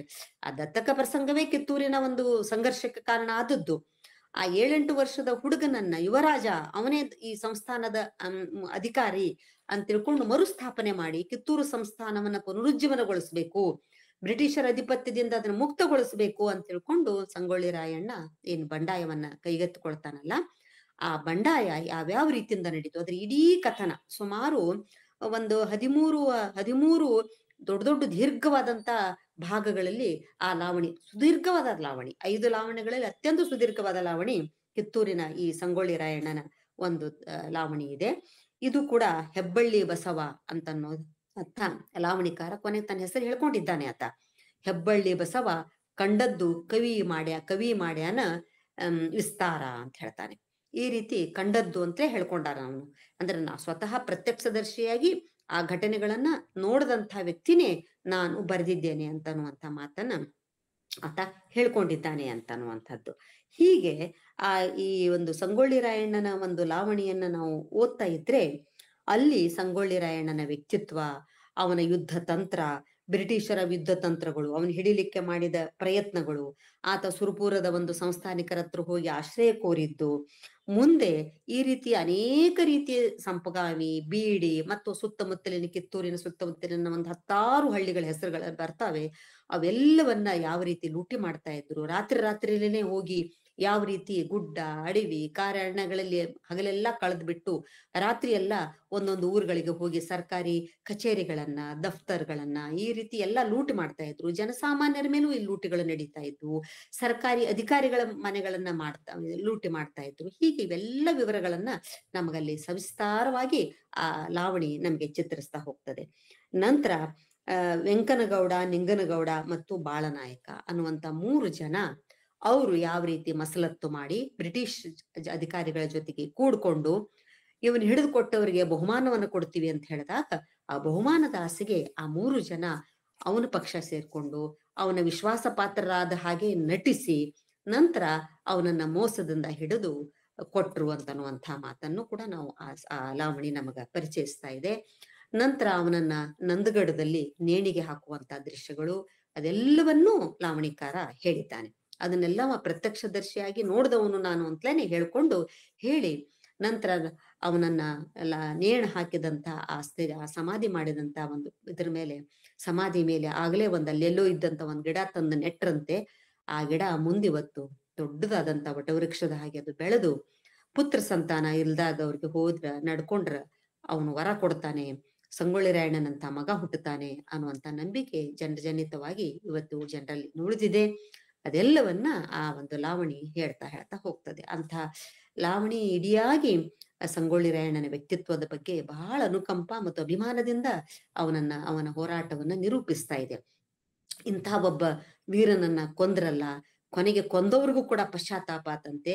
ಇಂಥ ನಾಯಕನನ್ನ, ಇಂಥ ಒಬ್ಬ ಬಲಿಷ್ಠನಾದಂಥ ಜನಮನ್ನಣೆ ಪಡ್ಕೊಂಡಂತ ವ್ಯಕ್ತಿಯನ್ನ ನಾವು ಕೊಲ್ಲಬಾರದಾಗಿತ್ತು ಅಂತ ಬಹಳ ನೊಂದುಕೊಂಡ್ರು ಅನ್ನುವಂತ ಮಾತುಗಳನ್ನು ಕೂಡ ಲಾವಣಿ ಹೇಳ್ತದೆ. ಹೀಗೆ ಒಂದು ಜನಪದ ಸಾಹಿತ್ಯ ಅಂತ ಅನ್ನೋದು ಹೇಗೆ ಆ ನೆಲದ ಒಂದು ಮಿಡಿತವನ್ನ, ಜನ ಸಮುದಾಯದ ಮನಸ್ಸಿನ ಅಂತರಂಗದ ತುಮುಲಗಳನ್ನ, ತಳಮಳಗಳನ್ನ, ದುಃಖ ಕಷ್ಟಗಳನ್ನ ಯಾವ ಇತಿಹಾಸಕಾರನಿಗೂ ಇದನ್ನ ಹೇಳಲಿಕ್ಕೆ ಸಾಧ್ಯ ಇಲ್ಲ ಹೊರಗೆ ನಿಂತು ನೋಡುವಾಗ. ಆದ್ರೆ ಒಬ್ಬ ಒಳಗಿನ ವ್ಯಕ್ತಿಯಾಗಿ ಅಲ್ಲಿ ಒಳಗಿನ ಎಲ್ಲ ತುಮುಲಗಳನ್ನ ಅನುಭವಿಸಿ ನೋಡಿ ಕಂಡು ಕೇಳಿದ ವ್ಯಕ್ತಿಗಳು ಬರೆದಂಥ ಈ ಜನಪದ ಸಾಹಿತ್ಯದ ಈ ಸಾಮಗ್ರಿಗಳೊಳಗ ಆ ಕಿತ್ತೂರಿನ ಈ ಒಳ ವಿವರಗಳು ಗೊತ್ತಾಗ್ತವೆ. ಯಾವ ರೀತಿ ಇಡೀ ಜನ ಸಮುದಾಯ ಅವನಿಗೆ ಪರವಾಗಿತ್ತು, ಬ್ರಿಟಿಷರ ಆಡಳಿತದ ಬಗ್ಗೆ ಎಲ್ಲ ಜನರಿಗೆ ಎಷ್ಟೊಂದು ಅಸಮಾಧಾನ ಇತ್ತು. ಆ ಕಿತ್ತೂರು ಸಂಸ್ಥಾನದ ವಿನಾಶ ಆದಾಗ ಅದ್ರ ಬಗ್ಗೆ ಆ ಕಿತ್ತೂರಿನ ಸಂಸ್ಥಾನ ಪುನರುಜ್ಜೀವನಕ್ಕೋಸ್ಕರ ಹೋರಾಡುವಂತ ರಾಯಣ್ಣನ ಬಗ್ಗೆ ಎಷ್ಟೊಂದು ಪ್ರೀತಿ ಮತ್ತು ಅಭಿಮಾನ ಇತ್ತು ಅನ್ನುವಂಥ ವಿವರಗಳನ್ನೆಲ್ಲ ಆ ಲಾವಣಿ ಕೊಡ್ತದೆ. ಹೀಗಾಗಿ ಇದು ನೇರವಾಗಿ ಕಿತ್ತೂರಿಗೆ ಸಂಬಂಧಪಟ್ಟಿರದೇ ಇದ್ರು ಕಿತ್ತೂರಿನ ಪತನದ ನಂತರ ಪುನರುಜ್ಜೀವನಕ್ಕಾಗಿ ನಡೆದಂತ ಒಂದು ದೊಡ್ಡ ಹೋರಾಟ, ಇಂಥ ಒಂದು ಹೋರಾಟವನ್ನ ಹತ್ತಿಕ್ಕಬೇಕು ಅಂತ ತಿಳ್ಕೊಂಡು ನಾನಾ ರೀತಿಯ ಪ್ರಯತ್ನಗಳನ್ನ ಬ್ರಿಟಿಷರು ಮಾಡಿದ್ರು. ಜೊತೆಗೆ ಆ ದತ್ತಕ ಪುತ್ರ ಅಂತ ಒಬ್ಬನ್ನ ಅವನ ಮುಂದಿಟ್ಕೊಂಡು ಇವನ್ನೆಲ್ಲ ಯುದ್ಧ ಮಾಡ್ತಾ ಇದ್ದ. ಯಾರು ಅಂದ್ರೆ ಇವನ ಹೆಸರ್ಲೇನೆ, ಯಾಕಂದ್ರೆ ಮರುಸ್ಥಾಪನೆ ಮಾಡಬೇಕು, ನಾವು ನಿಜವಾದ ಅಧಿಕಾರಸ್ಥ ಯಾರಿದ್ದಾನೆ ಅಧಿಕಾರಿಗೆ ಅದನ್ನು ಕೊಡಿಸ್ಬೇಕು ಅನ್ನುವಂಥದ್ದು ಜನರ ಮನಸ್ಸಿನೊಳಗೆ ಬಿಂಬಿಸಿದ್ರು. ಆದ್ರೆ ಬ್ರಿಟಿಷರು ಆ ಹುಡುಗನನ್ನು ಕೂಡ ಬಂದಿಯನ್ನಾಗಿ ಮಾಡ್ಬಿಡ್ತಾರೆ. ಈ ಕಡೆ ಸಂಗೊಳ್ಳಿ ರಾಯಣ್ಣನನ್ನು ಕೂಡ ನೇಣಿಗೆ ಏರಿಸ್ತಾರೆ. ಈ ಎಲ್ಲ ಅಂತಿಮ ಘಟನೆಗಳು ನಡೆದ ಮೇಲೆ ಕಿತ್ತೂರಿನ ಒಂದು ಪುನರುಜ್ಜೀವನದ ಕೊನೆಯ ಆಸೆ ಕೂಡ ಅಲ್ಲಿ ನಂದಿ ಹೋದ ಮೇಲೆ ಕಿತ್ತೂರಿನ ರಾಣಿ ಚೆನ್ನಮ್ಮನ ಸೊಸೆ ಈರವ್ವ ಪ್ರಾಣ ಬಿಡ್ತಾಳೆ ಅನ್ನುವಂತ ಒಂದು ಲಿಂಕು ಅಲ್ಲಿ ಇರದೆ. ಅಂಥ ಕಿತ್ತೂರು ಚೆನ್ನಮ್ಮನ ಸೊಸಿ ಅನ್ನುವಂತ ಕೊನೆಯ 5ನೇ ಲಾವಣಿ ಇದೆಯಲ್ಲ, ಅದು ನೇರವಾಗಿ ಕಿತ್ತೂರಿಗೆ ಸಂಬಂಧಪಟ್ಟಂತ ಲಾವಣಿ. ಇವತ್ತು ನೋಡ್ರಿ, ಇತಿಹಾಸಕಾರರ ಕಣ್ಣಿಗೆ ಕಾಣದಂತಹ ಅನೇಕ ಸಂಗತಿಗಳು ನಮಗೆ ಆ ಲಾವಣಿಯಲ್ಲಿ ಇವೆ ಅಂತನ್ನುವಂಥದ್ದು. ಆ ಲಾವಣಿ, ಕಿತ್ತೂರು ಚೆನ್ನಮ್ಮನ ಸೊಸಿ ಲಾವಣಿ, ಅದು ನೇರವಾಗಿ ಕೊನೆಯ ಸಂಪದ್ಭರಿತವಾಗಿದ್ದಂತಹ ಕಿತ್ತೂರು ಸಂಸ್ಥಾನದ ಒಂದು ದುರಂತವನ್ನ ನಿರೂಪಿಸುವಂತ ಒಂದು ಲಾವಣಿ. ಅದು ಯಾವ ಶಿಷ್ಟ ಪರಂಪರೆಯ ಇತಿಹಾಸಕಾರರೂ ಹೇಳಿರದಂತಹ ಅಂತ ಒಂದು ಇಡೀ ಸಂಸ್ಥಾನದ ದುರಂತ ಅಂತ್ಯದ ಅನೇಕ ಒಳ ವಿವರಗಳನ್ನ, ಅತ್ಯಂತ ಹೃದಯ ವಿದ್ರಾವಕ ಅನಿಸುವಂತಹ ಸಂಗತಿಗಳನ್ನ ಈ ಲಾವಣಿ ದಾಖಲಿಸ್ತಾ ಹೋಗ್ತಾ ಇದೆ. ಯಾಕಂದ್ರೆ ಆ ವೀರಮ್ಮ ರಾಣಿ ಕೊನೆಯ ಶಿವಲಿಂಗ ರುದ್ರ ಸರ್ಜನ ಹೆಂಡತಿ ಆಕೆ. ವೀರಮ್ಮ ಚೆನ್ನಮ್ಮನ ಸೊಸೆ ಅಂದ್ರೆ ರುದ್ರಮ್ಮನ ಮಗ ಶಿವಲಿಂಗ ರುದ್ರ ಸರ್ಜನ, ಮಲ್ಲಸರ್ಜನ ಮೊದಲನೇ ಹೆಂಡತಿ ರುದ್ರಮ್ಮ, ಆಕೆಯ ಮಗ ಶಿವಲಿಂಗ ರುದ್ರ ಸರ್ಜನ, ಅವನ ಹೆಂಡತಿ ಈರವ್ವ. ಅವಳು ಕೊನೆಯ ರಾಣಿ. ಆಕೆ ಚೆನ್ನಮ್ಮನನ್ನ ಆಗ್ಲೇನೆ ಯುದ್ಧದೊಳಗ ಬಂದಿ ಮಾಡಿ ಬೈಲಹೊಂಗಲದ ಒಂದು ಬಂದಿಖಾನೆಯಲ್ಲಿ ಅವಳನ್ನು ಇರಿಸಿಬಿಟ್ಟಿರ್ತಾರೆ. ಅವಳು 1929 ಸುಮಾರಿಗೆ ಅವಳ ನಿಧನ ಆಯಿತು ಅಂತ ಅನ್ನೋದನ್ನ ನಾವು ನೋಡ್ತೇವೆ. ಆಗ ಕಿರಿಯ ರಾಣಿ ಒಬ್ಬಳೇ ಇರ್ತಾಳೆ. ಅವಳು ಬೈಲಹೊಂಗಲದಲ್ಲಿರ್ತಾಳೆ. ಈ ರಾಯಣ್ಣನ ಒಂದು ಈ ದಂಗೆ ಇವೆಲ್ಲವೂ ನಡೆದದ್ದು ಅದೇ ಪರಿಸರದಲ್ಲಿ. ಆವಾಗ ಈ ದಂಗೆಯನ್ನ ಹತ್ತಿಕ್ಕಬೇಕು ಅಂತ ತಿಳ್ಕೊಂಡು ಈ ಕಿತ್ತೂರಿನ ಕಿರಿಯ ರಾಣಿಯಾದಂತ ಬೈಲಹೊಂಗಲದಲ್ಲಿದ್ದಂತ ಈ ರುದ್ರವ್ವನನ್ನ ಬ್ರಿಟಿಷರು ಬಂದಿಯನ್ನಾಗಿ ಮಾಡಿಕೊಂಡು ಅವಳನ್ನ ಮುಂದೆ ಕುಸುಗಲಿಗೆ ಧಾರವಾಡಕ್ಕೆ ತರ್ತಾರೆ. ಧಾರವಾಡದಲ್ಲಿ ಇರಿಸ್ಕೊಳ್ಳೋದಿಲ್ಲ, ಮುಂದೆ ಕುಸುಗಲಿಗೆ ಕಳಿಸ್ತಾರೆ. ಕುಸುಗಲಿನಲ್ಲಿ ಅವಳನ್ನ ಬಂದಿಯನ್ನಾಗಿ ಇರಿಸ್ತಾರೆ. ನಂತರ ಕೆಲ ದಿನ ಆದ್ಮೇಲೆ ವಾಪಸ್ ಮತ್ತೆ ಧಾರವಾಡದಂದು ಬಂದಿಯನ್ನಾಗಿ ಮಾಡ್ತಾರೆ. ಇವತ್ತಿನ ಧಾರವಾಡದ DC ಮನೆ ಇದೆ. ಇವತ್ತು ಧಾರವಾಡದಲ್ಲಿ ಅವತ್ತಿನ ಬ್ರಿಟಿಷ್ ಅಧಿಕಾರಿಗಳು ಇರ್ತಾ ಇದ್ದಂತ ಮನೆ ಇವತ್ತು ನಮ್ಮ DC ಧಾರವಾಡದ ಜಿಲ್ಲಾಧಿಕಾರಿಗಳ ಮನೆಯಾಗಿದೆ. ಅಂತ ಆ ಮನೆಯಲ್ಲಿ ಇರುವಂತ ಒಂದು ಕೋಣೆಯನ್ನು ತೋರಿಸ್ತಾರೆ. ಕೊನೆಯ ಒಂದು ಸಣ್ಣ ಕೋಣೆ ಇದೆ. ಆ ಕೋಣೆಯಲ್ಲಿ ಇರೋವನನ್ನ ಬಂದಿಯಾಗಿ ಇಟ್ಟಿದ್ರು ಗೃಹ ಬಂಧನದಲ್ಲಿ ಅಂತ ಅನ್ನೋದನ್ನ ಇವತ್ತು ಕೂಡ ಆ ರೂಮನ್ನ ತೋರಿಸ್ತಾರೆ ನಮಗೆ ಹೋದವ್ರಿಗೆ. ಅಂದ್ರೆ ಈ ರೀತಿಯಲ್ಲಿ ಬಂದಿಯಾಗಿಟ್ರು. ನಂತರ ಧಾರವಾಡದಲ್ಲಿನೇ ಅವಳು ಮೃತ್ಯುವನ್ನ ಪಡೆದ್ಲು. ಇಲ್ಲೇ ಧಾರವಾಡದಲ್ಲಿನೇ ಅವಳದ್ದು ಅಂತ್ಯ ಸಂಸ್ಕಾರ ಆಯಿತು ಅಂತ ಅನ್ನೋ ಮಾತುಗಳನ್ನ ಈ ಲಾವಣಿ ನಮಗೆ ಸ್ಪಷ್ಟವಾಗಿ ಹೇಳ್ತದೆ. ಆದ್ರೆ ಈ ಲಾವಣಿಯ ಒಂದು ಮಹತ್ವ ಇರೋದು ಏನಂದ್ರೆ ಬರೀ ಇಷ್ಟು ಕಥನವನ್ನು ಹೇಳುವುದಿಲ್ಲ, ಇಡೀ ಕಿತ್ತೂರಿನ ಪತನದ ಕಥೆಯನ್ನ ಹೇಳ್ತದೆ.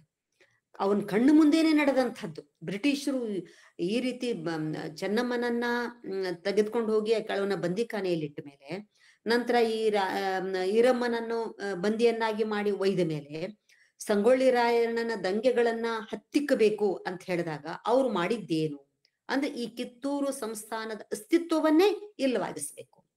ಇಲ್ಲಿ ಏನು ಉಳಿತಕ್ಕದ್ದಲ್ಲ, ಅವರ ಕುರುಹುಗಳು, ಅವರ ಅಧಿಕಾರದ ಒಂದು ಅಂಶ ಕೂಡ ಇಲ್ಲಿ ಉಳಿಯಬಾರದು ಅನ್ನೋ ಹಾಗೆ ಇಡೀ ಸಂಸ್ಥಾನವನ್ನ ಯಾವ ರೀತಿ ಒಂದು ಸ್ಮಶಾನವನ್ನಾಗಿ ಮಾಡಿದ್ರು ಅಂತನ್ನುವಂತ ಕಥೆ ಇದೆಯಲ್ಲ, ಅದನ್ನ ಈ ಲಾವಣಿ ನಮಗೆ ಹೇಳ್ತಾ ಇದೆ.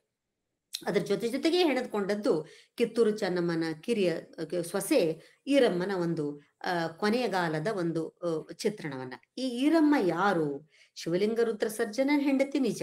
ಇವಳು ಹೈದರಾಬಾದ್ ಸಂಸ್ಥಾನದ, ಅವತ್ತಿನ ಹೈದರಾಬಾದ್ ನಿಜಾಮನ ಆಡಳಿತಕ್ಕೆ ಒಳಪಟ್ಟಂತ ಒಂದು ಸಣ್ಣ ಸಂಸ್ಥಾನದ ಮಗಳು ಅಂತ ಹೇಳ್ತಾರೆ. ಆ ಸೊತ್ತಿಗೆ ಆ ಸಂಸ್ಥಾನಿಕರ ಮಗಳಾಗಿದ್ಲು. ಯಾಕಂದ್ರೆ ದೊಡ್ಡ ಕಿತ್ತೂರಿನ ದೊಡ್ಡ ಸಂಸ್ಥಾನಕ್ಕೆ ಸೊಸೆಯಾಗಿ ಬರಬೇಕಂದ್ರೆ ಅವಳು ಕೂಡ ದೊಡ್ಡ ಸಂಸ್ಥಾನಕ್ಕೆ ಸಂಬಂಧಪಟ್ಟಂತವಳೆ ಆಗಿದ್ಲು ಅನ್ನುವಂತ ಮಾಹಿತಿಗಳು ನಮಗೆ ಸಿಗ್ತಾವೆ. ಜೊತೆಗೆ ಅವಳು ಬಹಳ ಸಣ್ಣವಳಿದ್ಲು. ಮದುವೆಯಾದಾಗ ಅವ್ರು 13-14 ವರ್ಷದ ಬಾಲಿಯಾಗಿದ್ಲು ಅಂತಲೂ ಹೇಳ್ತಾರೆ. ಆ ರೀತಿಯ ಬೇರೆ ಬೇರೆ ಹೇಳಿಕೆಗಳು ಇವೆ. ಅಂತ ಸಣ್ಣ ಹುಡುಗಿಗೆ ಮುಂದೆ ಅವಳಿಗೆ ಮಕ್ಕಳಾಗ್ಲಿಲ್ಲ. ಮುಂದೆ ಅನ್ನಕೇನು ಅವಳಿನೂ ಬಹಳ ಸಣ್ಣ ಹುಡುಗಿ ಅವಳು. ಬಹುಶಃ ಶಿವಲಿಂಗ ರುದ್ರ ಸರ್ಜನ ಬಹಳ ಸಣ್ಣ ವಯಸ್ಸಿನಲ್ಲಿ ತಾರುಣ್ಯದಲ್ಲೇನೆ ಸಾಯ್ತಾನೆ ಅಂತ. ಅವನಿಗೆ ಕ್ಷಯರೋಗ ಆಯ್ತು. ಆಗಿನ ಕಾಲಕ್ಕೆ ಕ್ಷಯರೋಗ ಅಂದ್ರೆ ಬಹಳ ದೊಡ್ಡ ರೋಗ. ಅವದಕ್ಕೆ ಔಷಧಿನೇ ಇಲ್ಲ, ಮದ್ದೇ ಇರ್ಲಾರ್ದಂತ ರೋಗ. ಆವಾಗಿನ ಕಾಲದಾಗ ಬಹಳ ವ್ಯಾಪಕವಾದಂತ ಇದ್ದದ್ದು. ಹಾಗಾಗಿ ಕ್ಷಯರೋಗ ಆಗಿ ಶಿವಲಿಂಗ ರುದ್ರ ಸರ್ಜನ ಸತ್ತಾಗ ಮಕ್ಕಳಿರಲಿಲ್ಲ, ಸಂತಾನ ಇರೋದಿಲ್ಲ. ಶಿವಲಿಂಗ ರುದ್ರ ಸರ್ಜನ್ ಕೊನೆಯ ಒಂದು ಸಂಸ್ಥಾನಿಕನ ಅರಸ ಅಂತ. ಇನ್ನು ಮುಂದೆ ಏನ್ ಮಾಡೋದು ಅಂತ ಹೇಳಿದಾಗ, ಈ ಸಂಸ್ಥಾನದ ಅಸ್ತಿತ್ವವನ್ನು ಉಳಿಸ್ಕೊಳ್ಬೇಕು ಅಂತ ಹೇಳಿದಾಗ, ದತ್ತಕ್ ತಗೊಳ್ಬೇಕು ಅಂತ ಹೇಳಿದಾಗ ಮಾಸ್ತಮರಡಿಗೆ ಒಂದು ಅವರ ಮಗನನ್ನ ದತ್ತಕ್ ತಗೊಂಡ್ರು ಅಂತ ತಿಳ್ಕೊಂಡು ಆ ಮಾಹಿತಿಗಳು ನಮಗೆ ಸಿಗ್ತಾವೆ. ಆ ದತ್ತಕ್ ತಗೊಳ್ಳುವಾಗ್ಲೂ ಕೂಡ ಹಿರಿಯ ರಾಣಿ ಚೆನ್ನಮ್ಮನಿಗೂ ಕಿರಿಯ ರಾಣಿ ಈರಮ್ಮನಿಗೂ ಏನೋ ಒಂದ್ ಸ್ವಲ್ಪ ಭಿನ್ನಾಭಿಪ್ರಾಯಗಳಿದ್ದು ಹಾಗೆಲ್ಲ ನಮ್ಮ ಇತಿಹಾಸಕಾರರು ಹೇಳ್ತಾರೆ. ಅದೇನೇ ಇದ್ರೂ ಕೂಡ ದತ್ತಕ ಆಗ್ತದೆ. ಆದ್ರ ಆ ದತ್ತಕವನ್ನ ಅಸಿಂಧು ಅಂತ ತಿಳ್ಕೊಂಡು ಬ್ರಿಟಿಷ್ ಅಧಿಕಾರಿಗಳು ಅದನ್ನು ಒಪ್ಪೋದಿಲ್ಲ. ಆವಾಗ ಚೆನ್ನಮ್ಮ ಎದುರು ಬಿದ್ದಾಗ, ನನ್ನ ಸಂಸ್ಥಾನದ ಮೇಲಿನ ಅಧಿಕಾರ ನಿಮಗೆ ಯಾರು ಕೊಟ್ರು ಅಂತ ತಿಳ್ಕೊಂಡು ಎದುರು ಬಿದ್ದಾಗ, ಆವಾಗ ದೊಡ್ಡ ಕ್ರಾಂತಿನೇ ಆಯ್ತು, ದೊಡ್ಡ ಯುದ್ಧ ಆಯ್ತು. ಮೊದಲು ಗೆಲ್ತಾಳೆ ಚೆನ್ನಮ್ಮ. 2ನೇ ಸಾರಿ ಮರು ಪ್ರಯತ್ನ ಮಾಡಿದಾಗ ಅದರಲ್ಲಿ ಕಿತ್ತೂರು ಸಂಸ್ಥಾನ ಸೋತು ಚೆನ್ನಮ್ಮ ಬಂದಿಯಾದ್ರು. ಇವೆಲ್ಲ ಕಥನ ನಮಗೆಲ್ಲ ಗೊತ್ತಿದ್ದೇನೆ. ಇಷ್ಟು ಗೊತ್ತಿದೆ ನಮಗೆ. ಆದ್ರೆ ಮುಂದೆ ಇಡೀ ಸಂಸ್ಥಾನವನ್ನ ಯಾವ ರೀತಿ ಬ್ರಿಟಿಷರು ನಾಶ ಮಾಡಿದ್ರು, ಮತ್ತೆ ಹಾಗೆ ನಾಶ ಮಾಡ್ಬೇಕಾದ್ರೆ ಏನ್ ಇತ್ತು ಅಲ್ಲಿ ಕಿತ್ತೂರಿನಲ್ಲಿ, ಕಿತ್ತೂರು ಎಷ್ಟು ಬರೇ ಸುಮ್ಮನೆ ಬಾಯಿ ಮಾತಿಲಿಂದ ಹೇಳೋದಲ್ಲ, ಎಷ್ಟು ಸಂಪದ್ಭರಿತವಾದಂತಹ ಒಂದು ಸಂಸ್ಥಾನ ಆಗಿತ್ತು. ಈ ಎಲ್ಲಾ ವಿವರಗಳನ್ನ ತಿಳ್ಕೊಳ್ಬೇಕು ಅಂತ ಹೇಳಿದ್ರೆ ನೇರವಾಗಿ ನಾವು ಆ ಕಿರಿಯ ಸೊಸೆ ಚೆನ್ನಮ್ಮನ ಕಿರಿಯ ಸೊಸೆ ಅನ್ನುವಂತ ಲಾವಣಿಯ ಕೆಲವು ನುಡಿಗಳನ್ನ, ಟೆಕ್ಸ್ಟ್ ಗಳನ್ನ ನಾನು ನಿಮ್ಗೆ ಹೇಳ್ತಾ ಹೋಗ್ತೇನೆ. ಯಾಕಂದ್ರೆ ನಾನು ಬಾಯಿಲೆ ಹೇಳೋದಕ್ಕಿಂತಲೂ ಆ ಟೆಕ್ಸ್ಟ್ ಗಳನ್ನ ನಾನು ಓದಿ ನಿಮಗೆ ಹೇಳಿದ್ರೆ, ಓದ್ತಾ ಹೋದ್ರೆ ನಿಮಗೆ ನೋಡಿ ಸುಮಾರು ಒಂದು 100-200 ವರ್ಷಗಳ ಹಿಂದೆ ಆ ಪರಿಸರದೊಳಗ ಬೆಳಗಾವಿ ಜಿಲ್ಲೆ, ಇವತ್ತಿನ ಬೆಳಗಾವಿ ಜಿಲ್ಲೆ, ಬೈಲಹೊಂಗಲ, ಕಿತ್ತೂರು, ಆ ಪರಿಸರದಲ್ಲಿದ್ದಂತಹ ಒಂದು ಪ್ರಾದೇಶಿಕ ಕನ್ನಡದ ಸ್ವರೂಪ ಹೇಗಿತ್ತು, ದೇಶಿ ಆಡುನುಡಿಯ ಒಂದು ಸ್ವರೂಪ ಹೇಗಿತ್ತು, ಒಂದು ದೇಶಿ ಸಂಸ್ಕೃತಿಯ ಒಂದು ಸೊಗಡು ಏನಿತ್ತು, ಅಲ್ಲಿಯ ಒಂದು ಸಾಂಸ್ಕೃತಿಕವಾದ ಸಂಪದ್ಭರಿತವಾದಂತಹ ಬದುಕಿನ ರೀತಿ ಹೇಗಿತ್ತು, ಇವೆಲ್ಲವುಗಳನ್ನ ಅರ್ಥ ಮಾಡ್ಕೊಳ್ಬೇಕು ಅಂದ್ರೆ ಈ ಟೆಕ್ಸ್ಟ್ಗಳು ನಮಗೆ ಬಹಳ ಮಹತ್ವದ್ದಾಗ್ತವೆ. ಬರೀ ಇತಿಹಾಸವನ್ನ ತಿಳ್ಕೊಳ್ಳಿಕ್ಕೆ ಮಾತ್ರ ಅಲ್ಲ, ಒಂದು ಪ್ರಾದೇಶಿಕ ಸಂಸ್ಕೃತಿಯ ಸೊಗಸು, ಪ್ರಾದೇಶಿಕ ಸಂಸ್ಕೃತಿಯ ವೈಭವ, ನಮ್ಮ ಜನ ಹಳ್ಳಿಗರಾಗಿರ್ಬೋದು, ನಮ್ಮ ಜನ ಅನಕ್ಷಸ್ಥರಾಗಿರ್ಬೋದು, ಆದ್ರೆ ಎಷ್ಟು ವೈಭವದಿಂದ ಅವರು ಬದುಕಿದ್ರು, ಎಷ್ಟು ಸಂಪದ್ಭರಿತವಾಗಿ ಅವರು ಬದುಕಿದ್ರು, ಇಂಥ ಎಲ್ಲ ವಿವರಗಳನ್ನು ತಿಳ್ಕೊಳ್ಬೇಕು ಅಂತ ಹೇಳಿದಾಗ ಇಂಥ ಟೆಕ್ಸ್ಟ್ಗಳು ನಮ್ಗೆ ಬಹಳ ಸಹಾಯ ಮಾಡ್ತಾವೆ ಅಂತ ಅನ್ನೋದು. ಅದಕ್ಕೆ ಒಂದ್ ಸ್ವಲ್ಪ ಅಲ್ಲಲ್ಲೇ ನಾನು ಈ ಟೆಕ್ಸ್ಟ್ಗಳನ್ನ, ಈ ಲಾವಣಿಯನ್ನೇ ನೇರವಾಗಿ ಓದ್ತೇನೆ. ಅಂದ್ರೆ ನಿಮ್ಗೆ ಅದು ಭಾಷಿಕ ಸೊಗಡು, ಅಲ್ಲಿರುವಂತಹ ಉಪಮೆಗಳು, ಅಲ್ಲಿರುವಂತಹ ಗಾದೆ ಮಾತುಗಳು, ಅಲ್ಲಿರುವಂತಹ ಅನೇಕ ಕಾವ್ಯಮಯವಾದಂತಹ ಹೇಳಿಕೆಗಳು. ಯಾಕಂದ್ರೆ ಯೂಶುವಲಿ ಈ 5 ಲಾವಣಿಗಳನ್ನ ನಾವು ನೋಡಿದ್ರೆ ಇವ್ ಯಾವ ಲಾವಣಿಗಳು ಕೂಡ ನಮಗೆ ಶಿಷ್ಟ ಕಾವ್ಯ ಮೀಮಾಂಸೆಯ ದೃಷ್ಟಿಯಿಂದ ಬಹಳ ಗೇಯ ಗುಣ ಉಳ್ಳವು ಆಗಿವೆ, ಬಹಳ ಕಾವ್ಯಾತ್ಮಕವಾಗಿವೆ, ಕಾವ್ಯ ಸೌಂದರ್ಯ ಇದೆ, ಲಾಲಿತ್ಯ ಇದೆ, ಹೀಗೆ ಹೇಳಲಿಕ್ಕೆ ಬರೋದಿಲ್ಲ. ಇಲ್ಲಿ ಈ ಲಾವಣಿಗಳಿಗೆ ಇರುವಂತಹ ಪ್ರಧಾನ ಉದ್ದೇಶ, ಲಾವಣಿಕಾರನಿಗೆ ಇರುವಂತಹ ಪ್ರಧಾನ ಉದ್ದೇಶ, ಒಬ್ಬ ಜನಪದ ಕವಿ ಆತ, ಅವನಿಗೆ ಇರುವಂತಹ ಪ್ರಧಾನ ಉದ್ದೇಶ ವಸ್ತುನಿಷ್ಠವಾದಂತಹ ಮಾಹಿತಿಗಳನ್ನ ಬಹಳ ಸತ್ಯನಿಷ್ಠೆಯಿಂದ ಆ ಮಾಹಿತಿಗಳನ್ನ ಜನರಿಗೆ ಮುಟ್ಟಿಸ್ಬೇಕು ಅಂತನ್ನುವಂತ ಒಂದು ತಹತಃ ಒಂದು ಹಂಬಲ ಅವನಿಗಿದೆ. ಆ ಹಂಬಲ ಇದೆ, ಜೊತೆಗೆ ಬಹಳ ಅಭಿಮಾನ ಇದೆ, ಪ್ರೀತಿ ಇದೆ ಆ ನೆಲದ ಬಗ್ಗೆ.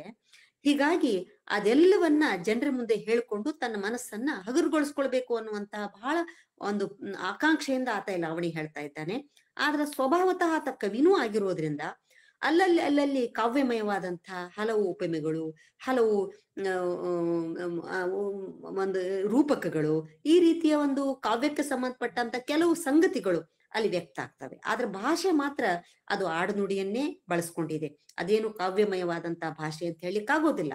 ಅದು ಭಾಷಾ ವಿಜ್ಞಾನದ ದೃಷ್ಟಿಯಿಂದಲೂ ಕೂಡ ನಾವು ಅದನ್ನ ಅಧ್ಯಯನ ಮಾಡ್ಬೋದು, ದೇಶಿ ಭಾಷೆಯ ಒಂದು ಇದನ್ನ ಅಧ್ಯಯನ ಹೊರತು ಅದನ್ನು ಕಾವ್ಯ ಭಾಷೆಯನ್ನಾಗಿ ನಮಗೆ ಜನಪದ ಕಾವ್ಯ ಭಾಷೆ ಹೇಗಿರ್ತದೆ ಅಂತ ಹೇಳಿದ್ರೆ ನಮ್ಮ ಶಿಷ್ಟ ಭಾಷೆಗೂ ಮತ್ತೆ ಇದಕ್ಕೂ ಏನು ಸಂಬಂಧ ಇಲ್ಲ, ಕಾವ್ಯ ಮೀಮಾಂಸೆಗೂ. ಈ ಜನಪದರ ಕಾವ್ಯ ಮೀಮಾಂಸೆಯೇ ಬೇರೆ. ಹಾಗಾಗಿ ಇಂತಹ ಲಾವಣಿಗಳನ್ನ ನಾವು ಜನಪದ ಒಂದು ಕಾವ್ಯ ಮೀಮಾಂಸೆಯ ಮಾನದಂಡಗಳಿಂದ ನೋಡ್ಬೇಕೇ ಹೊರತು ಶಿಷ್ಟ ಕಾವ್ಯ ಮೀಮಾಂಸೆಯ ಮಾನದಂಡಗಳಿಂದ ನೋಡಕ್ ಹೋದ್ರೆ ಬಹಳ ನೀರಸ ಅನಿಸ್ತವೆ, ಬಹಳ ಬರ್ಡ್ ಅನಿಸ್ತವೆ. ಆದ್ರೆ ಅಲ್ಲಿರುವಂತಹ ಒಳ ಹೂರಣ ಇದೆಯಲ್ಲ, ಅದು ಬಹಳ ಅದ್ಭುತವಾದದ್ದು, ಬಹಳ ಮಹತ್ವದ್ದು ಅನ್ನೋದನ್ನ ನಾವು ಗಣಿಸ್ಬೇಕು ಅನ್ನೋದು. ಈ ಲಾವಣಿಯನ್ನ ಆರಂಭ ಹೇಗಿದೆ ನೋಡಿ. ಕಿತ್ತೂರು ಚೆನ್ನವನ ಸೊಸಿ ಹೊಂಗಲ ಬಿಟ್ಟು ಹೋಗುವಾಗ ಮಾಡುತ್ತಿದ್ದಳಣ್ಣ ಮಹಾದುಃಖ, ಮತ್ತ ನಮ್ಮ ಮಲ್ಲ ಸರ್ಜಾ ಸತ್ತು ಹೋಗದಿದ್ದರ ಹೊತ್ತು ಹೋಗುವುದ್ಯಾಕ ನಮ್ಮ ಬದುಕು. ಈ ರೀತಿ ಆಕೆ ಅಳ್ತಾ ಇದ್ದಾಳಂತೆ. ನಮ್ಮ ಮಲ್ಲ ಸರ್ಜ ದೊರೆ ಮಾವ ಆತ ಇಷ್ಟು ಬೇಗನೆ ನಮ್ಮನ್ನು ಬಿಟ್ಟು ಹೋಗದೆ ಇದ್ರೆ ಈ ಸಂಸ್ಥಾನಕ್ಕೆ ಗತಿ ಬರ್ತಿರ್ಲಿಲ್ಲ ಅಂತ ಅನ್ನೋದು. ಈ ಕಿತ್ತೂರ ಸಂಸ್ಥಾನದ ಈ ರಾಜ ಚಿಹ್ನೆಗಳು, ರಾಜ ವೈಭವ ನಮ್ದು ಹೇಗಿತ್ತು ಅನ್ನೋದನ್ನ ಕವಿ ಹೇಳ್ತಾ ಹೋಗ್ತಾನೆ. ಇಂಥ ವೈಭವ ಇತ್ತು, ಇಂಥ ಇದು ಇತ್ತು ಈ ರಾಜ ಸಂಸ್ಥಾನಕ್ಕ. 6 ಆನಿ 16 ಒಂಟಿ 12,000 ಕಾಲಬಲ,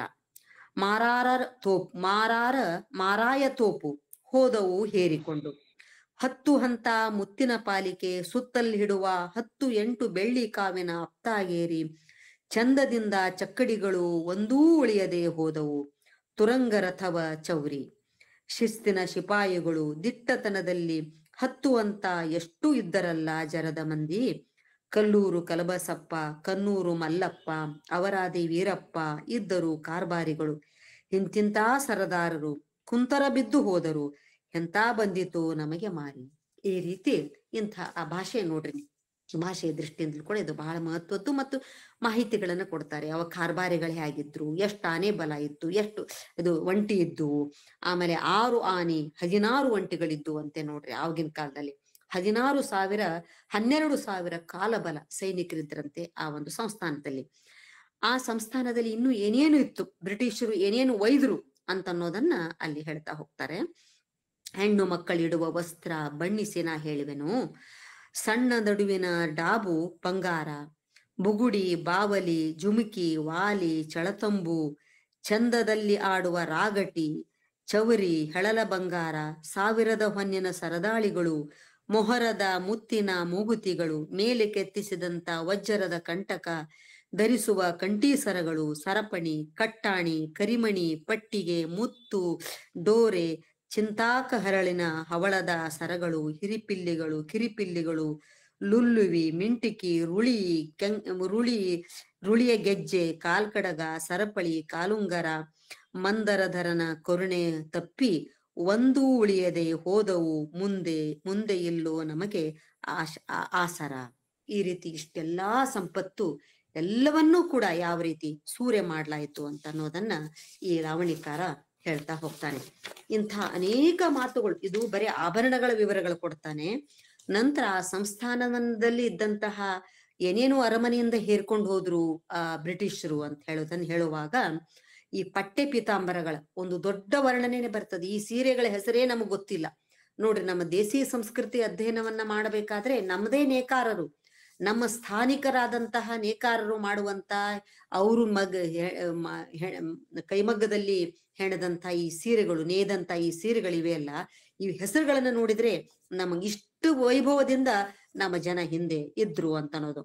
ಹೊಂದುವಂತಹ ಹೊದಿಕೆಗಳು ಭೇದಿಸಿ ನಾ ಹೇಳುವೆನು, ಹೋದವು ಎಷ್ಟೋ ರಾಜದ ಮೇಲೆ ಹೇರಿ, ಮಕ್ಕಳು ಉಡುವಂತಹ ಮಂಡಿಲ ಸೀರಿ, ತೊತ್ತುಗಳು ಉಡುವಂತಹ ತೋಪಿನ ಸೀರಿ, ಉತ್ತಮರು ಉಡುವಂತಹ ಉಳ್ಳಿಗಣಿ ಸೀರಿ, ರಾಣಿಯರು ಉಡುವಂತಹ ರಾಗಾವಳಿ ಸೀರೆಗಳು, ಬಾಲೆಯರು ಉಡುವಂತಹ ಬಾಳಿಪಟ್ಟೆ ಸೀರಿ, ಚದುರಿಯರು ಉಡುವಂತಹ ಚಂದ್ರಕಾಳಿ ಸೀರಿ, ಹುಡುಗಿಯರು ಉಡುವಂತಹ ಹೂವಿನ ಸೀರಿ, ಸಣ್ಣವರು ಉಡುವಂತಹ ಸಾಸಿ ಬಣ್ಣದ ಸೀರಿ, ಕನ್ಯೆಯರು ಉಡುವಂತಹ ಕಂಬಾವತಿ ಸೀರಿ, ಕೂಸಿಗೆ ಹೊಚ್ಚುವ ಕೊಲಾಯಿ ಕುಂಚಿಗೆ ಸೊಂದು ನಾ ಹೇಳಲಿ, ಅರಳೆಲೆ ಬಿಂದಲಿ ಟೊಪ್ಪಿಗೆ ನಾಗವಂದಿ ಶಲ್ಯ ಮುಂಡಾಸು ಶೀಲು ಶಕಲಾತಿ ಶಲ್ಯ ಪಚ್ಚೇದ ಅಂಗಿ ಪರಿಮಳ ಪಾವಡ ಹೊಂದುವಂತ ಧೋತರಿ ನಾಗ್ಜರಿ ಎಲ್ಲಾ ಹೋಗಿ ಇಲ್ಲದಾಯ್ತು, ಮಲ್ಲಸರ್ಜ ಮಾಡಿದ ಬದುಕು ಬಲ್ಲಷ್ಟು ಹೇಳುವೆನು ಅದರ ಸೂರಿ. ಈ ರೀತಿ ಎಲ್ಲವೂ ಸೂರಿಯಾಗಿ ಹೋಯಿತು ಅಂತ ಹೇಳುವಾಗ ಇಂಥ ಅನೇಕ ವಿವರಗಳನ್ನ ಆತ ಕೊಡ್ತಾ ಹೋಗ್ತಾನೆ. ಕಿತ್ತೂರು ಸಂಸ್ಥಾನದ ಒಂದು ಭಯಾನಕವಾದಂತಹ ಒಂದು ಅಂತ್ಯ ಹೇಗಾಯ್ತು ಅಂತ ಹೇಳಿದ್ರೆ, ಒಡೆದಂಗ ಆತು ತುಂಬಿದ ಕೆರಿ ಅನ್ನುವಂತ ಮಾತನ್ನ ಲಾವಣಿಕಾರ ಹೇಳ್ತಾನೆ. 12,000 ದಂಡು ಹರದ ಹೋತು ಸುಮ್ಮನೆ ಮನ್ನಮ್ಮನೆ ಬಿಟ್ಟು, ಒಡೆದಂಗ ಆಯ್ತು ತುಂಬಿದ ಕೆರಿ ಅಂತ.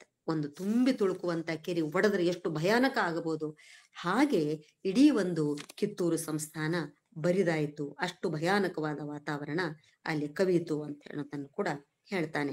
ಅದರ ಜೊತೆಗೆ ಕಿತ್ತೂರು ಅರಸರು ಎಷ್ಟು ಧರ್ಮಶ್ರದ್ಧೆ ಉಳ್ಳವರಾಗಿದ್ರು, ಎಷ್ಟು ಅವರು ಆಚಾರ ವಿಚಾರ ಗುರುಲಿಂಗ ಜಂಗಮ ಸೇವೆಯನ್ನ ನಡೆಸ್ತಾ ಇದ್ರು ಅನ್ನುವಂತ ವಿವರಗಳನ್ನ ಕೊಡ್ತಾರೆ. ಅವ್ರು ಹೇಳ್ತಾ ನೋಡ್ರಿ, ಕಿತ್ತೂರು ನಾಡೆಲ್ಲ ಮರಿಗಿತೋ ಮರಮರ, ನಾಡನಾಡುವ ದೊರೆಗಳಿಗೆ ಇಂಥ ಕೇಡ ಬರಬಾರದು, ಮಾನೇರ ಆಳುವಂತಹ 12 ಕರೂತಿ ಹಳ್ಳಿ, ಹೊನ್ನು ಮುತ್ತುಗಳು ಎತ್ತುಗಳು ಹೇರಿ ಹೋದವು 200, ಸತ್ಯಕ ಶ್ರಾವಣ ಮಾಸಕ 7700 ಮಂದಿ ತೃಪ್ತಿ ಪಡುವಂತಹ ಜಂಗಮರು, ಹಸ್ತೇನಂದರ ಕಿವಿಯಲ್ಲಿ ಕೇಳದೆ ಹಣ್ಣು ಹಾಲು ಸಕ್ಕರೆ ನೀಡಿ ದಾನ ಧರ್ಮ ಕೊಡುವರಣ್ಣ ವಸ್ತ್ರದ. ಈ ರೀತಿ ಆ ರಾಜರು ಸಂಸ್ಥಾನಿಕರು ಆ ರಾಜಮನೆತನ ಹೇಗಿತ್ತು ಅಂತ ಅನ್ನೋದು, ಶ್ರಾವಣ ಮಾಸ ಬಂದ್ರೆ 770 ಜಂಗಮರಿಗೆ ನಿತ್ಯ ಪೂಜೆ ಸಲ್ತಿತ್ತು. ಯಾರಾದ್ರೂ ಹಸಿದು ಬಂದಿವು ಅಂತ ಹೇಳಿದ್ರೆ ಅವರಿಗೆ ಹಣ್ಣು ಹಾಲು ಸಕ್ಕರೆ ಅಷ್ಟೇ ಅಲ್ಲ, ಊಟ ಕೊಟ್ಟು ವಸ್ತ್ರ ಕಾಣಿಕೆಗಳನ್ನ ಕೊಟ್ಟು ಅವರನ್ನ ತೃಪ್ತಿ ಪಡಿಸ್ತಾ ಇದ್ರಂತೆ. ಇಂಥ ಒಂದು ಅರಮನೆ ಅದು ಹೋಯಿತು ಅಂತ ಇಲ್ಲೊಂದು ಸುಳುಹನ್ನ ಲಾವಣಿಕಾರ ಕೊಡ್ತಾನೆ. ಸಂಸ್ಥಾನವನ್ನ ಸೋಲಿಸಿದ್ರು ಬ್ರಿಟಿಷರು, ಕಿತ್ತೂರು ಚೆನ್ನಮ್ಮನನ್ನ ಬಂದಿಯಾಗಿಸಿದ್ರು. ಆದ್ರೆ ಈ ರೀತಿ ಸಂಸ್ಥಾನದ ಅಸ್ತಿತ್ವವನ್ನ ನಾಶ ಮಾಡುವಂತ ಧೋರಣೆ ಬಹುಶಃ ಬ್ರಿಟಿಷ್ ಅಧಿಕಾರಿಗಳಿಗೆ ಇತ್ತೋ ಇಲ್ವೋ ಅದು ನಮಗೆ ಸ್ಪಷ್ಟತೆ ಇಲ್ಲ. ತಮ್ಮ ಅಧೀನ ಒಳಪಡಿಸ್ಕೊಳ್ತಾ ಇದ್ರು. ಆದ್ರೆ ಯಾವಾಗ ಸಂಗೊಳ್ಳಿ ರಾಯಣ್ಣ ದಂಗೆ ಎದ್ದು ಇಡೀ ಸಂಸ್ಥಾನದ ಸುತ್ತಮುತ್ತ ಅವ ನಡೆಸಿದಂತಹ ಎಲ್ಲ ಪ್ರಕರಣಗಳಿಂದ ಬೇಸತ್ತಂತಹ ಬ್ರಿಟಿಷ್ ಅಧಿಕಾರಿಗಳು ಈ ಸಂಸ್ಥಾನದ ಅಸ್ತಿತ್ವವೇ ಬೇಡ ಅನ್ನುವಷ್ಟರ ಮಟ್ಟಿಗೆ ಅವರು ಕ್ರೂರವಾದಂತ ನಿಷ್ಠುರವಾದಂತ ನಿರ್ಧಾರ ಮಾಡ್ಲಿಕ್ಕೆ ಸಂಗೊಳ್ಳಿ ರಾಯಣ್ಣನ ದಂಗೆ ಇದು ಪರೋಕ್ಷವಾದಂತ ಒಂದು ಪರಿಣಾಮ ಆಯ್ತು ಅನ್ನೋದನ್ನ ಲಾವಣಿಕಾರ ಹೇಳ್ತಾನೆ ಇಲ್ಲಿ. ರಾಜ್ಯಕ್ಕೆ ರಾಯನಾಯಕ ಗೋಜು ಹಚ್ಚದಿದ್ದರೆ ಮೋಜಾಗಿ ದವಲತ್ತು ಸಾಗುತ್ತಿತ್ತು ಇಲ್ಲಿ. ಈ ರಾಯನಾಯಕ ರಾಜೈಕ ರಾಯನಾಯಕ ಗೋಜು ಹಚ್ಚದಿದ್ದರ ಮೋಜಾಗಿ ದವಲತ್ತು ಸಾಗುತ್ತಿತ್ತು ಎನ್ನುತ್ತಲೇ ಮನುಜರೆಲ್ಲ ಮರಗುವರು. ಪಟ್ಟಗಟ್ಟಿ ದೇಸಾಯಿಗೆ ಗಟ್ಟಿ ಶಿಕೆಯ ಅತ್ತಿ ಚೆನ್ನಮ್ಮನ ಒಯ್ದು ಹೊಂಗಲದಾಗ ಹಾಕಿದರು. ಸಾಕಿದ ಮಗನೆಂದು ಠಾಕೂರ್ ಸಾಬ ಬಂದು ಠಾರಾಗಿ ನುಡಿದ, ಧೀರರಿದರೊಳು ಹುಟ್ಟಿ ಊರು ತಗೊಳ್ಳಿರಿ ಎಂದು. ಈ ರೀತಿ ಠಾಕ್ರೆ ಬಂದು ಜನರಿಗೆ ಚಾಲೆಂಜ್ ಮಾಡಿದ್ನಂತೆ, ಯಾರು ಧೀರರತ್ರಿ ಬಂದು ಈ ಸಂಸ್ಥಾನವನ್ನ ರಕ್ಷಿಸ್ರಿ ನೋಡ್ತೇನೆ ಅಂತ ಚಾಲೆಂಜ್ ಮಾಡಿ ಹೋದ್ನಂತೆ. ಈ ರೀತಿ ಸಂಗೊಳ್ಳಿ ರಾಯಣ್ಣನ ದಂಗೆ ಒಂದು ಕಿತ್ತೂರಿನ ಅಸ್ತಿತ್ವವನ್ನ ಯಾವ ರೀತಿ ಇಲ್ಲದ ಹಾಗೆ ಮಾಡ್ಲಿಕ್ಕೆ ಪರೋಕ್ಷ ಕಾರಣ ಆಯಿತು ಅನ್ನೋದನ್ನ ಹೇಳಿ, ಆವಾಗ ಒಂದ್ ಮಾತು ಹೇಳ್ತಾನೆ ಲಾವಣಿಕಾರ.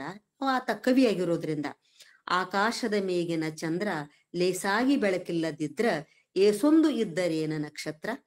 ಎಷ್ಟು ನಕ್ಷತ್ರ, ಕೋಟಿ ನಕ್ಷತ್ರಗಳಿದ್ರೇನು, ಒಬ್ಬ ಚಂದ್ರ ಇಲ್ಲದೆ ಇದ್ರೆ ಆಕಾಶ ಹೇಗೆ ಶೂನ್ಯ ಆಗ್ತದೆ. ಹಾಗೆ ಅರಸೊತ್ತಿಗೆ ಸಂಸ್ಥಾನಿಕರೇ ಇಲ್ಲದೆ ಇರುವಂತ ಈ ಒಂದು ಊರು ಅಥವಾ ಈ ಸಂಸ್ಥಾನ ಅದು ಬರಿದಾಯ್ತು ಅಂತ ಅನ್ನೋದನ್ನ ಇಲ್ಲೇ ಆತ ಹೇಳಿದ್ದನ್ನ ನಾವು ನೋಡ್ತೇವೆ ಅಂತ ಅನ್ನೋದು. ನಂತರ ಬೈಲು ಹೊಂಗಲದ ಇಲ್ಲಿದ್ದಂತಹ ಇರವನನ್ನ ಬಂದಿಯಾಗಿ ಮಾಡಿಕೊಂಡು ಆಕೆನ ಧಾರವಾಡಕ್ಕೆ ಕರೆತರ್ತಾರಲ್ಲ. ಆ ಬೈಲು ಹೊಂಗಲವನ್ನ ಬಿಟ್ಟು ಬರುವಾಗ ಆಕೆ ಗೊತ್ತಿತ್ತು ಬಂದಿಯಾಗಿದ್ಲು, ಯಾರ್ಯಾರು ಇಲ್ಲ ಸಂಸ್ಥಾನದಲ್ಲಿ ಒಂದು ನರಪಿಳ್ಳೆ ಉಳಿದಿಲ್ಲ ಅವಳವರು ಅನ್ನೋರು ಅಂತ ಅನಾಥ ಸ್ಥಿತಿಯಲ್ಲಿದ್ದಂತ ಈರವ್ವ, ಸಣ್ಣ ಹುಡುಗಿ, ಆಕೆ ಬಹಳ 14-15 ವರ್ಷದ ಹುಡುಗಿ ಏನೋ ಅಷ್ಟು ಸಣ್ಣ ಹುಡುಗಿ ಯಾವ ರೀತಿ ಕಷ್ಟಪಟ್ಲು, ಎಷ್ಟು ದುಃಖ ಪಟ್ಲು ಅನ್ನೋದನ್ನ ಬಹಳ ಅದ್ಭುತವಾದಂತಹ ಒಂದು ವರ್ಣನೆಗಳು ಮುಂದೆ ಬರ್ತಾವೆ ನೋಡ್ರಿ. ಈಗ ಮತ್ತೆ ಬ್ರಿಟಿಷರು ಪತ್ರಗಳನ್ನ ವ್ಯವಹಾರಗಳನ್ನ ನಡೆಸಿ ಅವಳನ್ನ ಬೈಲು ಹೊಂಗಲದಿಂದ ಎತ್ತಂಗಡಿ ಮಾಡಿ ಅವಳನ್ನ ಕರ್ಕೊಂಡು ಹೊರಟ್ರಂತೆ. ಆವಾಗ ಆಕೆ ಯಾವ ರೀತಿ ಅವಳನ್ನ ಕರ್ಕೊಂಡು ಹೋದ್ರು, ಆವಾಗ ಇರವ್ವ ಎಷ್ಟೊಂದು ದುಃಖ ಪಟ್ಲು ಊರು ಬಿಟ್ಟು ಹೋಗ್ಬೇಕಾದ್ರೆ ಅಂತ ಅನ್ನೋದು. ಹೊಂಡಂದರ ಮಂಡಾಟ ಹಿಡಿದಾಳ. ಅವಳನ್ನ ನಡಿ ಎಬ್ಬಿಸ್ಬೇಕಲ್ಲ, ಸ್ಥಳಾಂತರ ಮಾಡಬೇಕು, ಆದ್ರೆ ಆಕೆ ಒಪ್ಪುತ್ತಾ ಇಲ್ಲ. ಹೊಂಡಂದರ ಮಂಡಾಟ ಹಿಡಿದಾಳು, ಬಂಡ ಮಾಡಿ ಅವರ ಎಳ್ಯಾಕ ಹೋದರ ಕಂಡವರ ಕಾಲು ಹಿಡಿದಾಳು. ಮಂಡಲನು ಆಳುವ ಪುಂಡರು ಮಡಿದಲ್ಲಿ ಕೆಂಡ ಹಾದು ನಾನು ಪ್ರಾಣ ಕೊಡಲಿಲ್ಲೆಂದು ಗಂಡನ ನೆನೆಸಿ ಅಳತಾಳು.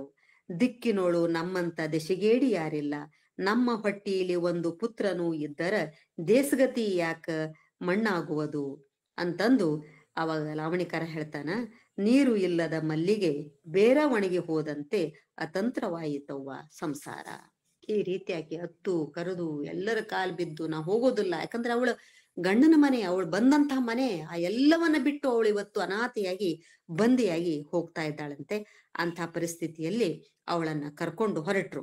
ಹಾಗೆ ಹೊರಟಾಗ ಎಲ್ಲಿ ಸಂಗೊಳ್ಳಿ ರಾಯಣ್ಣ ಬಂದು ಇವಳನ್ನ ನಡುದಾರಿಯೊಳಗನ ಅವಳನ್ನ ಮೋಚನೆ ಮಾಡ್ಕೊಂಡು ಅವಳನ್ನ ಅಪಹರಿಸ್ಕೊಂಡು ಹೋಗ್ತಾನೆ ಅಂತ ತಿಳ್ಕೊಂಡು ಬಹಳ ಬಂದೋಬಸ್ತಿನಲ್ಲಿ ಅವಳನ್ನ ಧಾರವಾಡಕ್ಕ ಕರ್ಕೊಂಡು ಬಂದ್ರಂತೆ. ಹಿಂದೆ 200 ಬಾಗಿನ ಮಂದಿ, ಮುಂದ 300 ಕುದುರೆಯ ಮಂದಿ ಮಾಡುತ್ತಾ ಹೊರಟರು ಪಾರಾಗತ್ತಿ. ರಾಯನಾಯಕ ಬರ್ತಾನೆಂದು ರೋಡ ಮಾಡಿ ನಡೀರೆಂದು ಅವ್ರೇನ್ ಮಾಡಿದ್ರಂತೆ, ಎಡಬಲ 18 ಹಿರದ ಕತ್ತಿ ದಾಸೂಕದಿಂದ ದಾರಿ ಹಿಡಿದು ಧಾರವಾಡಕ್ಕ ತಾವು ಹೋಗಿ ಸರದಾರ ಕೇಳಿದ ಅವರ ಸ್ಥಿತಿ. ಈ ರೀತಿ ಅವಳನ್ನು ಬಹಳ ಬಂದೋಬಸ್ತಿನಲ್ಲಿ ಧಾರವಾಡ ಕರ್ಕೊಂಡು ಬಂದ್ರಂತೆ. ಧಾರವಾಡಕ್ಕೆ ಕರ್ಕೊಂಡು ಬಂದಾಗ ಅಲ್ಲಿ ಅಧಿಕಾರಿಗಳು ಅವಳನ್ನ ಧಾರವಾಡದಲ್ಲಿ ಇರ್ಕೊಳ್ಳಿಕ್ ಒಪ್ಪೋದಿಲ್ಲ, ಅವಳನ್ನು ಕುಸುಗಲ್ಲಿ ಕರ್ಕೊಂಡು ಹೋಗ್ರಿ, ಅವಳನ್ನು ಒಂಟಿಯಾಗಿ ಕುಸುಗಲ್ದಲ್ಲಿ ಇಡ್ರಿ ಅಂತ ತಿಳ್ಕೊಂಡು ಅತ್ಯಂತ ನಿರ್ದಯವಾಗಿ ಆ ಹೆಣ್ಮಗಳನ್ನ ನಡೆಸ್ಕೊಳ್ತಾರೆ ಬ್ರಿಟಿಷ್ ಅಧಿಕಾರಿಗಳು. ಆಗ ರಾತ್ರಿ ಅವಳನ್ನ ಕುಸುಗಲ್ಲಿಗೆ ಕರ್ಕೊಂಡು ಹೋದ್ರಂತೆ. ಆಗ ಹೊತ್ತರು ಬೋವೇರು ಕುಸುಗಲ್ಲಿಗೆ ಒಯ್ದರು. ಮೆಲ್ಲಕ್ಕೆ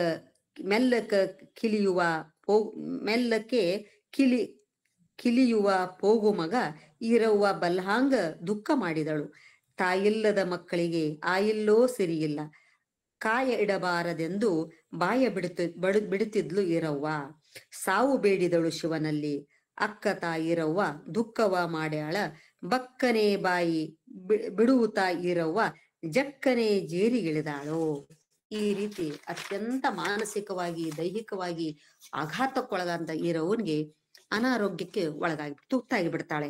ಆ ರೀತಿ ಅನಾರೋಗ್ಯಕ್ಕೆ ತುತ್ತಾದಂತ ಈರವ್ವನ ಪರಿಸ್ಥಿತಿ ಹೇಗಿತ್ತು ಅಂತ ಹೇಳಿದ್ರೆ, ನೀರ ಒಳಗಿನ ಮೀನ ತೆಗೆದು ಬ್ಯಾರಿ ಚೆಲ್ಲಿದಂಗ ನಮದು ಸೂರಿ ಆಯ್ತು ನಮ್ಮ ಅವಸ್ಥೆ. ಈಗ ಕವಿ ಅವಳ ಬಾಯಿಂದ ಹೇಳಿಸ್ತಾನೆ. ನೀರಿನೊಳಗಿನ ಮೀನ ಹೊರಗೆ ತೆಗೆದು ಹಾಕಿದಾಗ ಹೇಗೆ ಪ್ರಾಣ ಸಂಕಟದಿಂದ ಒದ್ದಾಡ್ತದೆ ಆ ಈರವ್ವ, ಅನಾಥಳಾಗಿ ಪ್ರಾಣ ಸಂಕಟದಿಂದ ಒದ್ದಾಡ್ತಾ ಕೊನೆಗೆ ಎಂಥ ನಿಷ್ಠುರ ನಿರ್ಣಯವನ್ನ ಅವಳು ಮಾಡಿದ್ಲು ಅಂದ್ರೆ, ಎಷ್ಟು ನಿಷ್ಠುರವಾಗಿ ಅವಳನ್ನ ನಡೆಸ್ಕೊಳ್ಳಲಾಯ್ತು ಅಂತ ಅನ್ನೋದನ್ನ ನಾವಿಲ್ಲಿ ನೋಡ್ತೇವೆ. ಇನ್ನು ಈ ಧರೆಯಲ್ಲಿ ಮುನ್ನ ಇರಬಾರದು ಎಂದು ಅನ್ನ ಉದಕ ಎಲ್ಲ ಬಿಟ್ಟಳು. ಸಣ್ಣವಾದವು ಕೈಕಾಲು ಮಣ್ಣ ಪಾಲಾಗಲಿ ಎಂದು ಬಣ್ಣ ಒಣಗಿಸಿ ಬಿಟ್ಟಳು. ಸಂಗ್ರಾಣಿ ಬ್ಯಾನಂತ ಸರ್ವಾಂಗವೆಲ್ಲ ಒಣಗಿಸಿ ಸುಣ್ಣದಾಂಗ ದೇಹ ಸುಟ್ಟಳು. ನಾಡೊಳಗ ನವಲಗುಂದ ಕಾಡ ಸಿದ್ದನ ಹಂತಿಲೆ ಹೋಗಿ ನೀರು ಮಿಂದು ಮಡಿಯನುಟ್ಟಳು. ಜಂಗಮ ತೀರ್ಥವ ಪಡೆದು ಅಂಗದ ಮೇಲಿನ ಸ್ಮರಣೆ ಮರೆದು ಲಿಂಗದ ಮೇಲೆ ಧ್ಯಾನ ಇಟ್ಟಳು. ಭಕ್ತಿಲಿ ವಿರಕ್ತರ ಕರೆಸಿ ನಂತರ ಮುಕ್ತಿ ಕೊಡೋ ನಮಗೆ ನೀನು ಮುಕ್ಕಣ್ಣಹರ ಗುರುವೇ ಎಂದು ಧಾರವಾಡಕ್ಕೆ ಹೊರಟು ಬಂದಳು. ಈ ರೀತಿ ಗುರು ತಮ್ಮ ಕುಲಗುರುಗಳ ಹತ್ರ ಹೋಗಿ ಪೂಜೆ ಮಾಡಿಕೊಂಡು ಅಲ್ಲಿಂದ ಆಶೀರ್ವಾದ ತಗೊಂಡು ದಾನ ಧರ್ಮ ಮಾಡಿ ಅವಳು ಅಂತಿಮ ನಮನವನ್ನ ಸಲ್ಲಿಸಿ ವಾಪಸ್ ಬಂದ್ಲಂತೆ. ಬಂದ ಮೇಲೆ ಅವಳು ಬಹಳ ದಿನ ಉಳಿಯೋದಿಲ್ಲ. ನಂತರ ಸ್ವಲ್ಪೇ ದಿನದಲ್ಲಿ ಆಕೆ ಧಾರವಾಡಕ್ಕೆ ಕರ್ಕೊಂಡ್ ಬರ್ತಾರೆ. ಧಾರವಾಡಕ್ಕೆ ಬಂದು ತಾನು 3-6 ದಿನವಿದ್ದು ಮರಣಕಾಲ ಬಂದು ಪ್ರಾಣ ಬಿಟ್ಟಳು. ಈ ರೀತಿ ಆಕೆ ಬಹಳ ಕಡಿಮೆ 1930 ಸುಮಾರಿಗೆ ಈರವ್ವ ನಿಧನ ಆಳಾದ್ಲು ಅನ್ನುವಂತ ಮಾಹಿತಿಗಳು ನಮಗೆ ಸಿಗ್ತಾವೆ. ಆದ್ರೆ ಕೆಲವು ಇತಿಹಾಸಕಾರ ಹೇಳ್ತಾರೆ ಬಹಳ ಸಣ್ಣ ವಯಸ್ಸವಳಿದ್ರು. ಅವಳು ಉಪವಾಸ ಮಾಡಿ ಕೊನೆಗೆ ಒಂಥರ ಊಟ ಅನ್ನ ನೀರು ಬಿಟ್ಟನೆ ಆಕಿ ತನ್ನ ಸ್ವ ಇಚ್ಛೆಯಿಂದಲೇ ಪ್ರಾಣ ಬಿಟ್ಲು ಅಂತ ಇದ್ರೊಳಗೆ ಹೇಳಲಾಗ್ತಾ ಇದೆ. ಆದ್ರೆ ಕೆಲವು ಇತಿಹಾಸಕಾರರು ಅವಳಿಗೆ ವಿಷಪ್ರಾಶನ ಮಾಡಿ ವಿಷ ತಗೊಂಡು ಆಕೆ ಸತ್ಲು ಅಥವಾ ಬೇರೆಯವರಿಂದ ವಿಷಪ್ರಾಶನ ಆಯ್ತು, ಹೀಗೆ ಅನೇಕ ಬೇರೆ ಬೇರೆ ಅಭಿಪ್ರಾಯಗಳಿವೆ. ಅದು ಏನೇ ಆದ್ರೂ ಕೂಡ ಕೊನೆಯ ರಾಣಿ ಈರಮ್ಮನ ಒಂದು ನಿಧನ ಅಂತ ಅನ್ನೋದು, ಅವಳ ಅಂತ್ಯ ಅನ್ನೋದು ಅವಳ ಜೊತೆಗೇನೆ ಇಡೀ ಕಿತ್ತೂರು ಅಷ್ಟೊಳಗಾಗಿನೇ ರಾಯನಾಯಕನು ಈ ಸಂಗೊಳ್ಳಿ ರಾಯಣ್ಣ ನಿಧನ ಆಗಿರ್ತದೆ, ಕಿತ್ತೂರು ಚೆನ್ನಮ್ಮನ ನಿಧನ ಆಗಿರ್ತದೆ. ಆಮೇಲೆ ಆ ಹುಡುಗ ದತ್ತಕ ಪುತ್ರ ಸಿಂಧುವಾಗಿ ಆತನನ್ನು ಕೂಡ ಬಂದಿ ಮಾಡಿರ್ತಾರೆ. ಹೀಗಾಗಿ ಅವಳಿಗೆ ಎಲ್ಲಿಯೂ ಕೂಡ ಒಂದು ಆಶಯ ಕಿರಣ ಅನ್ನೋದು ಇರದೇ ಇರೋದ್ರಿಂದ ಅವಳು ಕೂಡ ಕೊನೆಗೆ ಯಾವ ರೀತಿ ನಿಧನ ಹೊಂದುತ್ತಾಳೆ ಅಂತ. ಆದ್ರೆ ಇಷ್ಟಕ್ಕೇನೆ ಲಾವಣಿಕಾರ ಸುಮ್ಮನಾಗೋದಿಲ್ಲ. ಆ ನಿಧನ ಆದ್ಮೇಲೆ ಆ ಇರವನನ್ನ ಧಾರವಾಡದಲ್ಲಿ ಎಷ್ಟೊಂದು ಸಂಭ್ರಮದಿಂದ ಎಷ್ಟು ಗೌರವದಿಂದ ಅವಳ ಅಂತ್ಯ ಸಂಸ್ಕಾರವನ್ನ ಮಾಡಿತು ಅಂತ ಹೇಳಲಿಕ್ಕೆ ಒಂದು ಇಡೀ 2 ನುಡಿಗಳನ್ನ ಆತ ಸುದೀರ್ಘವಾದ 2 ನುಡಿಗಳನ್ನ ಆತ ಮೀಸಲಾಗಿಟ್ಟಿದ್ದಾನೆ. ಆ ಇಡೀ ವೀರಶೈವ ಧಾರ್ಮಿಕ ವಿಧಿವಿಧಾನಗಳ ಪ್ರಕಾರ ಯಾವ ರೀತಿ ಈರವ್ವನನ್ನ ಮಣ್ಣು ಮಾಡಿದ್ರು ಅಂತನ್ನುವಂಥದ್ದು. ಯಾಕಂದ್ರೆ ಈ ವೀರಶೈವ ವಿಧಿವಿಧಾನಗಳ ಪ್ರಕಾರವೇ ಅವಳನ್ನ ಮಣ್ಣು ಮಾಡ್ತಾರೆ. ಅದರದ್ದು ಡಿಟೇಲ್ಸ್ ಎಲ್ಲ ಕೊಡ್ತಾನೆ. ಹಾಗಾಗಿ ನಮಗೆ ಈ ಧಾರ್ಮಿಕ ಸಂಸ್ಕಾರಗಳ ಬಗ್ಗೆ ಕೂಡ ಸತ್ತಾಗ ವೀರಶೈವ ಧರ್ಮದೊಳಗ ಯಾವ ರೀತಿಯ ಶವ ಸಂಸ್ಕಾರವನ್ನ ಮಾಡ್ತದೆ ಅನ್ನುವಂತ ಒಂದು ಸಾಂಸ್ಕೃತಿಕವಾದ ವಿವರಗಳು ಕೂಡ ನಮಗೆ ಈ ಲಾವಣಿಯಲ್ಲಿ ಸಿಗ್ತವೆ. ಇವು ನೇರವಾಗಿ ಕಥನಕ್ಕೆ ಸಂಬಂಧಪಟ್ಟಿಲ್ಲ ಅಂತ ಹೇಳಿಕ್ ಆಗೋದಿಲ್ಲ. ಆದ್ರೆ ಒಬ್ಬ ಕವಿ ಅಂತ ಅನ್ನುವಂಥವ್ನು ಹೇಗೆ ಈ ಕಥೆ ಅಂತ ಅನ್ನೋದನ್ನ ಅದರ ಸುತ್ತಮುತ್ತಲಿನ ಅನೇಕ ಆಯಾಮಗಳಲ್ಲಿ ಆ ಒಂದು ಮಾಹಿತಿಗಳನ್ನ ಯಾವ ರೀತಿ ಕೊಡೋದ್ರ ಮೂಲಕವೇ ಆ ಒಂದು ಕಥನ, ಆ ಒಂದು ನೆಲದ ಕಥನ, ಒಂದು ವ್ಯಕ್ತಿಗಳ ಕಥನ ಅಂತ ಅಂದ್ಕೊಂಡ್ರು ಕೂಡ ಅದು ಬರೀ ವ್ಯಕ್ತಿಗೆ ಸೀಮಿತವಾಗದೆ ಆ ಇಡೀ ಒಂದು ಜನ ಸಮುದಾಯ, ಒಂದು ಸಂಸ್ಕೃತಿ, ಒಂದು ಭೂಪ್ರದೇಶ, ಅವರ ಆಚಾರ ವಿಚಾರ ನಂಬಿಕೆ ಇವೆಲ್ಲವೂ ಕೂಡ ಯಾವ ರೀತಿ ಪರೋಕ್ಷವಾಗಿ ಆ ಒಂದು ಕಥನದೊಳಗ ಅವು ಜಾಗ ಪಡ್ಕೊಂಡಿರ್ತಾವೆ ಅಂತ ಅನ್ನೋದನ್ನ ಕೂಡ ನಾವು ನೋಡಬಹುದು. ಈ ರೀತಿಯ ಸಾಹಿತ್ಯ ಮತ್ತು ಸಂಸ್ಕೃತಿ ಅಧ್ಯಯನಗಳನ್ನು ಇತ್ತೀಚೆಗೆ ಏನು ನಾವು ನಡೆಸ್ತಾ ಇದ್ದೇವೆ, ಅದಕ್ಕೊಂದು ಒಳ್ಳೆಯ ಮಾದರಿಯಾಗಿ ಈ ಲಾವಣಿ ಇದೆ ಅಂತ ಅನ್ನೋದು. ಸತ್ತಂತ ಶವನ್ನು ಎತ್ತಿ ಕೂಡ್ರಿಸಿ ಮುಖವ ತೊಳೆದು ವಿಭೂತಿ ಮೇಲೆ ಧರಿಸ್ಯಾರೋ, ಅತ್ತಿ ಚೆನ್ನವ್ವ ಉಡುವ ಮುತ್ತಿನ ಶರಗಿನ ಸೀರೆಯನ್ನು ಉತ್ತಮರು ನೀರಿಗೆ ಹೊಯ್ದು ಉಡಿಸ್ಯಾರೋ, ಕಸ್ತೂರಿ ಗಂಧವ ಪೂಸಿ ವಸ್ತ್ರದ ಪೆಟ್ಟಿಗೆ ತರಿಸಿ ವಿಸ್ತರಿಸಿ ಮೈಮೇಲೆ ಇಡುತ್ತಾರೋ, 10-8 ಸಾವಿರದ ಹೊನ್ನಿನ ರತ್ನವ ಕೆತ್ತಿಸಿದ ನತ್ತು ಮತ್ತು ಮೂಗಿನೊಳಗೆ ಇಡುತ್ತಾರೋ, ಬುಕ್ಕಿಟ್ಟು ಊದಿನ ಕಡ್ಡಿ ಲೆಕ್ಕವಿಲ್ಲದೆ ಸುಡುತ್ತಲೇ ಕಂಚಾರ್ತಿ ಕಲಸಿಗಿಂಡಿ ತುಂಬಿಟ್ಟರೋ, ಪುರಾಣ ಪುಸ್ತಕ ಓದುವಂತಹ ಶಾಸ್ತ್ರಕರನ್ನು ಕರೆಸಿ ನಡೆಸಿದರು, ನಾಡ ಜಂಗಮರು ನೆರೆದರು, ಮಾಯವಾದ ಮರಣವೆಂದು ಮಹನಾಡ ಜನರು ಕೂಡಿ ನಿಂತು ಸುರಿಸ್ಯಾರೋ ಕಣ್ಣೀರು, ಅತ್ತಿ ಮಾವರು ಇಲ್ಲ, ಅತ್ತಿಗೆ ನಾದೆನರು ಇಲ್ಲ, ಹೊತ್ತು ಬಂದಾಗ ಮರುಗುವ ಹೆತ್ತವ್ವನೂ ಇಲ್ಲ, ತೊತ್ತುಗಳೆಲ್ಲ ಅಳುತಿಹರು, ಅಣ್ಣ ಅಕ್ಕಗಳಿಲ್ಲ, ತಂಗಿ ತಮ್ಮಗಳಿಲ್ಲ, ಅರಮನೆಯ ಒಳಗ ಇನ್ನು ಅಡ್ಡಾಡುವವರೇ ಇಲ್ಲ, ಆ ಅಲಿಪರುವರು ಇಂತು ಅಳುತಿಹರು, ಪುರುಷನ ಕೂಡಿ ಒಂದು ಕಾಲ ಸರಸವೂ ಆಡಲಿಲ್ಲ, ಅರಸು ಬಾಪೂರಾವ ಇನ್ನೊಂದು ವರ್ಷ ಇರಲಿಲ್ಲ ಎಂದು ರಾಹುತರೆಲ್ಲ ಮೊರಗಿದರು, ಉಪ್ಪು ಉಂಡ ಮಕ್ಕಳು ಎಲ್ಲ ದಪ್ಪನೆ ನೆಲಕ್ಕೆ ಬಿದ್ದು ಬಾಪೂ ಸಾಹೇಬನ ಮಡದಿಯ ನೆನೆದು ಅಳುವರು. ನೋಡ್ರಿ, ಅವಳ ನಿರ್ಗತಿಕ ಸ್ಥಿತಿ ಏನಾಗಿತ್ತು ಅಂದ್ರ ತಾಯಿಲ್ಲ, ತವರಿಲ್ಲ, ಅಕ್ಕಿಲ್ಲ, ತಮ್ಮಿಂದಲ್ಲ, ಗಂಡಿಲ್ಲ, ಮಕ್ಕಳಿಲ್ಲ, ಬಂಧು ಇಲ್ಲ, ಬಳಗ ಇಲ್ಲ. ಈ ರೀತಿ ಎಲ್ಲ ಆಳು ಕಾಳುಗಳು ಜೊತೆಗಿದ್ದಂತ ಜನರೇ ಅವಳನ್ನ ಅಂತ್ಯ ಸಂಸ್ಕಾರ ಮಾಡ್ಬೇಕಾದ್ರೆ ಅವಳ ನಿರ್ಗತಿಕ ಸ್ಥಿತಿ ಹೇಗಾಗಿತ್ತು, ಒಬ್ಬ ರಾಣಿಯಾಗಿ ಅವಳು ಅನುಭವಿಸಿದ ಕಷ್ಟ ಏನು ಅಂತ ಅನ್ನೋದನ್ನ ಆ ಲಾವಣಿ ಕೊನೆಗೆ ಹೇಳ್ತಾ ಹೋಗ್ತಾರೆ. ಕೊನೆಗೆ ಎಲ್ಲಾ ಜನ ಕೂಡಿ ವಿಮಾನವನ್ನ ಮಾಡಿ ಸಿದ್ಧಪಡಿಸಿದ್ರಂತೆ. ಎಂಥ ವಿಮಾನವನ್ನು ಸಿದ್ಧಪಡಿಸಿದ್ರು ಅಂತ ಹೇಳಿದ್ರೆ, ಬಲ್ಲಂಥ ಬಡಿಗನ ಕರೆಸಿ ಎಲ್ಲ ಸಾಹಿತ್ಯ ಕೊಡಿಸಿ ಮಾಡಿದರು ವಿಮಾನಮನು ವಿಸ್ತಾರ. ತರತರದ ಕನ್ನಡಿ ನಿರತ ನೋಡಿ ಹೊಂದಿಸಿ ಸರಕ ನೋಡಿ ಹಾಕಿದರು ಹೂವಿನ ಹಾರ. 10-8 ಸಾವಿರ ಹೊನ್ನಿನ ಮುತ್ತಿನ ತೋರಣ ಗೊಂಡೆಗಳನ್ನ ಸುತ್ತಲಿ ಬಿಗಿದರು. ಶಲ್ಯ ಜರತಾರಿ ಸತ್ತಂತ ಶ್ರವವನ್ನು ತಾವು ಹೊತ್ತುಕೊಂಡು ನಡೆದರು. ಹಾರಿಸ್ತಾರ ಮೇಲೆ ಛತ್ರ ಚಾಮರಗಳ ಬುಟ್ಟಿಲೆ ಬುಕ್ಕಿಟ್ಟು ಕಟ್ಟಿವಿಲ್ಲದೆ ಹಾರಿಸ್ತಾರ ಹಿಡಿದು ಹೊಂಟಾರ ಮಳೆಗಿ ಬಾಜರ. ಹಲಿಗಿ ಕಾಳಿ ಕರ್ನಿ ಕರಡಿ ಸಂಬಾಳ ಸಂಪರದಾನಿ ಬಾರಿಸ್ತಾ ಹೊರಟ್ರು ಮುಂದೆ ಸರದಾರ. ದಿಕ್ಕಿನ ಮಂದಿ ಎಲ್ಲಾ ಅಕ್ಕ ಇರವ್ವನ ನೋಡಿ ದುಃಖ ಮಾಡ್ಯಾರೆಷ್ಟು ಜನರು. ಧಾರವಾಡದ ಮಂದಿ ಬೋರಿಡಿತು ಅಳುವಾಗ ಪಹರದಾಗಿನ ಮಗ ಶಂಕರನ ಸ್ತುತಿಸುತ್ತ 101 ದುಃಖ ಮಾಡಿದನು. ಈ ರೀತಿ ಹೆಣ ಹೊರಟಿದೆ. ಮೆರವಣಿಗೆಯಲ್ಲಿ ಅದ್ಭುತವಾದ ಮೆರವಣಿಗೆಯಲ್ಲಿ ಇಡೀ ಧಾರವಾಡವೇ ಅಳುತ್ತಿತ್ತಂತೆ.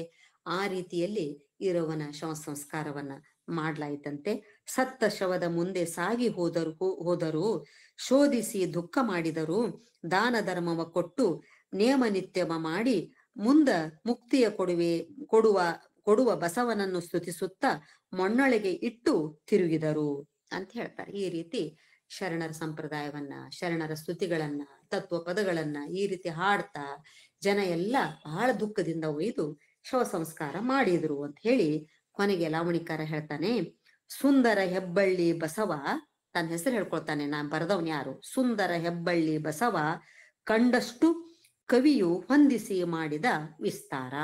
ಈ ರೀತಿ ಕಂಡಷ್ಟು ನೋಡಿ. ಬಹುಶಃ ಇದೆಲ್ಲ ಮಾತುಗಳನ್ನು, ಯಾಕಂದ್ರೆ ಈ ಲಾವಣಿಗಳನ್ನು ಓದುವಾಗ ಮಾಗುಂಡಿ ಬಸವ, ಹೆಬ್ಬಳ್ಳಿ ಬಸವ ಇಬ್ಬರ ಹೆಸರು ಬರ್ತದೆ. ಅನೇಕ ಲಾವಣಿಗಳಿಗೆ ಇವರಿಬ್ಬರ ಕಾವ್ಯನಾಮಗಳು ಬರ್ತವೆ. ಇವರು ಕಂಡಷ್ಟು ಕವಿಯು ಹೊಂದಿಸಿ ಮಾಡಿದ ವಿಸ್ತಾರ ಅಂತ ಹೇಳಿ ಈ ಮಾತುಗಳನ್ನ ಕೊನೆಗೆ, ಲಾವಣಿಯ ಕೊನೆಗೆ ಅವ್ರು ಹೇಳ್ಕೊಳ್ತಾರೆ ಲಾವಣಿಕಾರರು. ಹಾಗಾಗಿ ಈ ಲಾವಣಿಗಳನ್ನ ಪ್ರತ್ಯಕ್ಷದರ್ಶಿಗಳಾದಂಥ ಆ ಜನನೇ ಬರೆದಿರ್ಬೇಕು. ಯಾಕಂದ್ರೆ ಈ ಲಾವಣಿಗಳ ಸಂಗ್ರಹ ಆದದ್ದು ಫ್ಲೀಟ್ರ್ ಕಾಲದಲ್ಲಿ. ಫ್ಲೀಟ್ರು ಸಂಗ್ರಹ ಮಾಡಿದ್ದು ಸುಮಾರು 1880ರ ದಶಕದಲ್ಲಿ. ಅಂದ್ರೆ ಇದೆಲ್ಲ ನಡೆದದ್ದು 1830ರ ದಶಕದಲ್ಲಿ. ಇದೆಲ್ಲ ಘಟನೆಗಳು ಬಹುಶಃ 1830ರ ದಶಕದಲ್ಲಿ ಇದನ್ನೆಲ್ಲ ಘಟನೆಗಳಿಗೆ ಪ್ರತ್ಯಕ್ಷ ಸಾಕ್ಷಿಯಾಗಿ ನಿಂತು ನೋಡಿದ ಜನ 20-30 ವರ್ಷದವರು ಫ್ಲೀಟ್ರ್ ಇದ್ದ ಕಾಲಕ್ಕೂ ಇದ್ದಿರಬಹುದು, ಅವರು ಬದುಕಿದ್ದಿರಬಹುದು. ಅವರು 80 ವರ್ಷ ಸಹಜವಾಗಿ ಬದುಕ್ತಾ ಇದ್ರು ಜನ ಆಗಿನ ಕಾಲದಲ್ಲಿ. ಹಾಗಾಗಿ ಇವೆಲ್ಲ ಪ್ರತ್ಯಕ್ಷದರ್ಶಿಗಳೇ ಕೊಟ್ಟಂತಹ ಮಾಹಿತಿಗಳು ಅಂತನ್ಲಿಕ್ಕೆ ಇಂಥವೆಲ್ಲ ಮಾಹಿತಿಗಳನ್ನು ನಾವು ಇಟ್ಕೊಳ್ಬಹುದೇನೋ. ಹಾಗಾಗಿ ಈ ಲಾವಣಿಗಳನ್ನ ಅಧ್ಯಯನ ಮಾಡೋದ್ರಿಂದ ಇವು ಇಡೀ ಒಂದು ನಾಡ ಕಥನವನ್ನ ಕಟ್ಟಿಕೊಡುವಂತಹ, ಈ ಒಳವಿವರಗಳು, ಈ ಸೂಕ್ಷ್ಮಗಳನ್ನ ತಿಳಿಸಿಕೊಡುವಂತಹ ಮಹತ್ವದ ಆಕರಗಳಾಗಿ ನಮಗೆ ಕಂಡು ಬರ್ತವೆ ಅಂತ ಅನ್ನೋದನ್ನ ಈ 5 ಲಾವಣಿಗಳನ್ನ ಬೇರೆ ಬೇರೆ ಆಂಗಲ್ದಿಂದ ನಾವು ನೋಡಿದ್ರೆ, ಒಟ್ಟಾರೆ ಬ್ರಿಟಿಷರ ಒಂದು ಆಡಳಿತದಲ್ಲಿ ಈ ನೆಲದ ಸಂಸ್ಕೃತಿ ಅನುಭವಿಸಿದಂತ ತಲ್ಲಣಗಳು, ಈ ನೆಲದ ಜನ ಅನುಭವಿಸಿದಂತ ದುಃಖ, ಕಷ್ಟ, ನೋವುಗಳು, ಸಂಕಟ. ಅವರೇನು ಬಹಳ ರಾಮರಾಜ್ಯವನ್ನ ನಮಗ್ ಕೊಟ್ಟು ಹೋಗ್ಲಿಲ್ಲ. ಅವರು ಸುಲಿಗೆ ಮಾಡಿದ್ರು, ಆಕ್ರಮಣ ಮಾಡಿದ್ರು, ಜನರ ಸ್ವಾತಂತ್ರ್ಯವನ್ನ, ಜನರ ಒಂದು ಬದುಕನ್ನ, ಜನರ ಒಂದು ಸಾಂಪತ್ತಿಕ ಸ್ಥಿತಿಯನ್ನ ಅತ್ಯಂತ ಹೀನಾಯವಾದ ಸ್ಥಿತಿಗೆ ತಂದ್ರು. ಯಾರು ಅವರ ಬಾಲ್ ಬಡಕರಾಗಿರ್ತಾರೆ, ಯಾರು ಅವ್ರ ಕೈ ಜೋಡಿಸ್ತಾರೆ ಅಂಥವ್ರಿಗೆ ಕೆಲ ಮಟ್ಟಿನ ತಾತ್ಕಾಲಿಕ ಲಾಭಗಳಾದವು. ಯಾಕಂದ್ರೆ ಈ ಸಂಗೊಳ್ಳಿ ರಾಯನಾಯಕನನ್ನು ಹಿಡಿದುಕೊಟ್ಟಂತ 3 ಮಂದಿಗೆ ಕೆಲವು ಹಳ್ಳಿಗಳನ್ನ ಇನಾಮಾಗಿ ಕೊಟ್ರು ಅಂತ ಮಾತುಗಳನ್ನು ಲಾವಣಿಗಳು ಹೇಳ್ತಾವೆ. ಈ ರೀತಿ ಕೆಲವು ಜನ, ನಮ್ಮ ಜನನೇ ದ್ರೋಹಿಗಳು, ಯಾವ ರೀತಿ ದ್ರೋಹ ಬಗದ್ರು ಅನ್ನುವಂತ ಮಾತುಗಳನ್ನು ಕೂಡ ಈ ಲಾವಣಿಗಳು ಹೇಳ್ತಾವೆ ಅಂತ ಅನ್ನುವಂಥದ್ದು. ಈ ರೀತಿ ಬ್ರಿಟಿಷರ ಆಡಳಿತದ ಒಂದು ವ್ಯವಸ್ಥೆ ಏನಾಗಿತ್ತು ಅಂತ ಅನ್ನೋದನ್ನು ಅರ್ಥ ಮಾಡ್ಕೊಳ್ಳಿಕ್ಕೂ ನಮಗೆ ಇಂತಹ ಲಾವಣಿಗಳು, ಆ ಕಾಲದ ಲಾವಣಿಗಳು ನಮಗೆ ಪೂರಕ ಸಾಮಗ್ರಿಗಳಾಗಿ ಸಿಗುತ್ತವೆ ಅಂತ ಅನ್ನೋದನ್ನು ಕೊಡೋದು. ಯಾಕಂದ್ರೆ ಬ್ರಿಟಿಷರು ಬರುವ ಪೂರ್ವದಲ್ಲಿ ಭಾರತ ಅದು ಬಂಗಾರದ ಹೊಗೆ ಹಾಯುವಂತಹ ದೇಶ ಅಂತ ಹೇಳಲಾಗ್ತಿತ್ತಂತೆ. ಬಂಗಾರದ ಹೊಗೆ ಹಾಯ್ತಿತ್ತಂತೆ. ಅಂತಹ ಸಂಪದ್ಭರಿತ ದೇಶವಾಗಿತ್ತು ಅದು. ಪ್ರಾಕೃತಿಕ ಸಂಪತ್ತಾಗಿರ್ಲಿ ಅಥವಾ ಒಂದು ಭೌಗೋಳಿಕ ಸಂಪತ್ತಾಗಿರ್ಲಿ. ಆದ್ರೆ ಮುಂದೆ ಬ್ರಿಟಿಷರು ಬಿಟ್ಟು ಹೋದಾಗ ಇಡೀ ಜಗತ್ತಿನಲ್ಲಿ ಭಾರತ ಅಂದ್ರೆ ಅತ್ಯಂತ ಬಡ ದೇಶ. ನಾವೆಲ್ಲ ಸಣ್ಣವರಿದ್ದಾಗ ಓದಿದ್ದು ಭಾರತ ಬಡ ದೇಶ, ಭಾರತ ಕೃಷಿ ಪ್ರಧಾನವಾದ ದೇಶ. ಇದನ್ನ ಬಿಟ್ರೆ ಬೇರೆ ಏನೂ ಇರಲಿಲ್ಲ. ನಮ್ ಸ್ಟಾರ್ಟಿಂಗ್ ಸೋಶಿಯಾಲಜಿ ಹಿಸ್ಟ್ರಿ ಓದ್ಬೇಕಾದ್ರೆ ಇದೇ ಸೆಂಟೆನ್ಸ್ ಬರ್ತಿತ್ತು ನಮ್ಗ. ನಾವು 1960-70 ದಶಕದಲ್ಲಿ ನಾವು ಅಭ್ಯಾಸ ಮಾಡುವಾಗ. ಅಂದ್ರೆ ಬಿಟ್ಟು ಹೋದಾಗ ನಮ್ ದೇಶದ ಪರಿಸ್ಥಿತಿ ಎಷ್ಟು ನಿಕೃಷ್ಟವಾಗಿತ್ತು ಅನ್ನೋದನ್ನು ಕೂಡ ನಾವು ಗಮನಿಸ್ತೇವೆ. ಹೀಗಾಗಿ ಇಂತಹ ಲಾವಣಿಗಳು ನಮಗೆ ವಾಸ್ತವದ ಒಂದು ನಿಷ್ಠುರ ಕಹಿ ಸತ್ಯಗಳನ್ನ ಅವು ಬಿಟ್ಟು ಕೊಡುವಂತಹ ಒಂದು ಮೂಲಗಳಾಗಿವೆ ಅಂತ ಅನ್ನೋ ದೃಷ್ಟಿಯಿಂದಲೂ ಕೂಡ ಈ ಲಾವಣಿಗಳನ್ನ ನಾವು ಅಭ್ಯಾಸ ಮಾಡಬಹುದು ಅನ್ನೋದನ್ನ, ಇದು ನನ್ನ ವ್ಯಾಖ್ಯಾನ ಆಗ್ತದೆ. ಇನ್ನು ಮುಂದೆ ನೀವು ಏನಾದ್ರೂ ಕೇಳ್ತಾ ಇದ್ರೆ, ಪ್ರಶ್ನೆಗಳನ್ನ ಕೇಳ್ತಾ ಇದ್ರೆ ಸ್ವಲ್ಪ ಚರ್ಚೆ ಗಿರ್ಚೆ ಮಾಡೋದಾದ್ರೆ ಮಾಡೋಣ.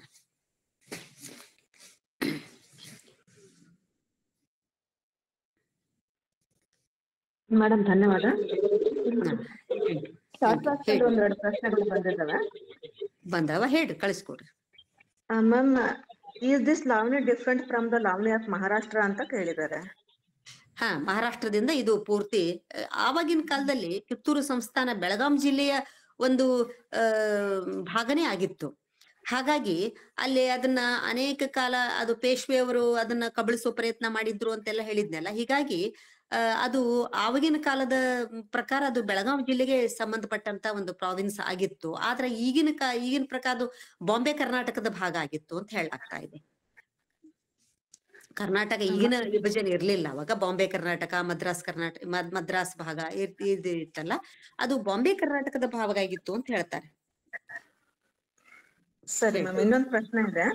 ಇತಿಹಾಸ ವಿಷಯದ ಲಾವಣಿಗಳನ್ನು ಇತಿಹಾಸದ ಪಠ್ಯಗಳಾಗಿ ಓದಿದರೆ ಆಗಬಹುದಾದ ಸಮಸ್ಯೆಗಳು ಏನಿರಬಹುದು?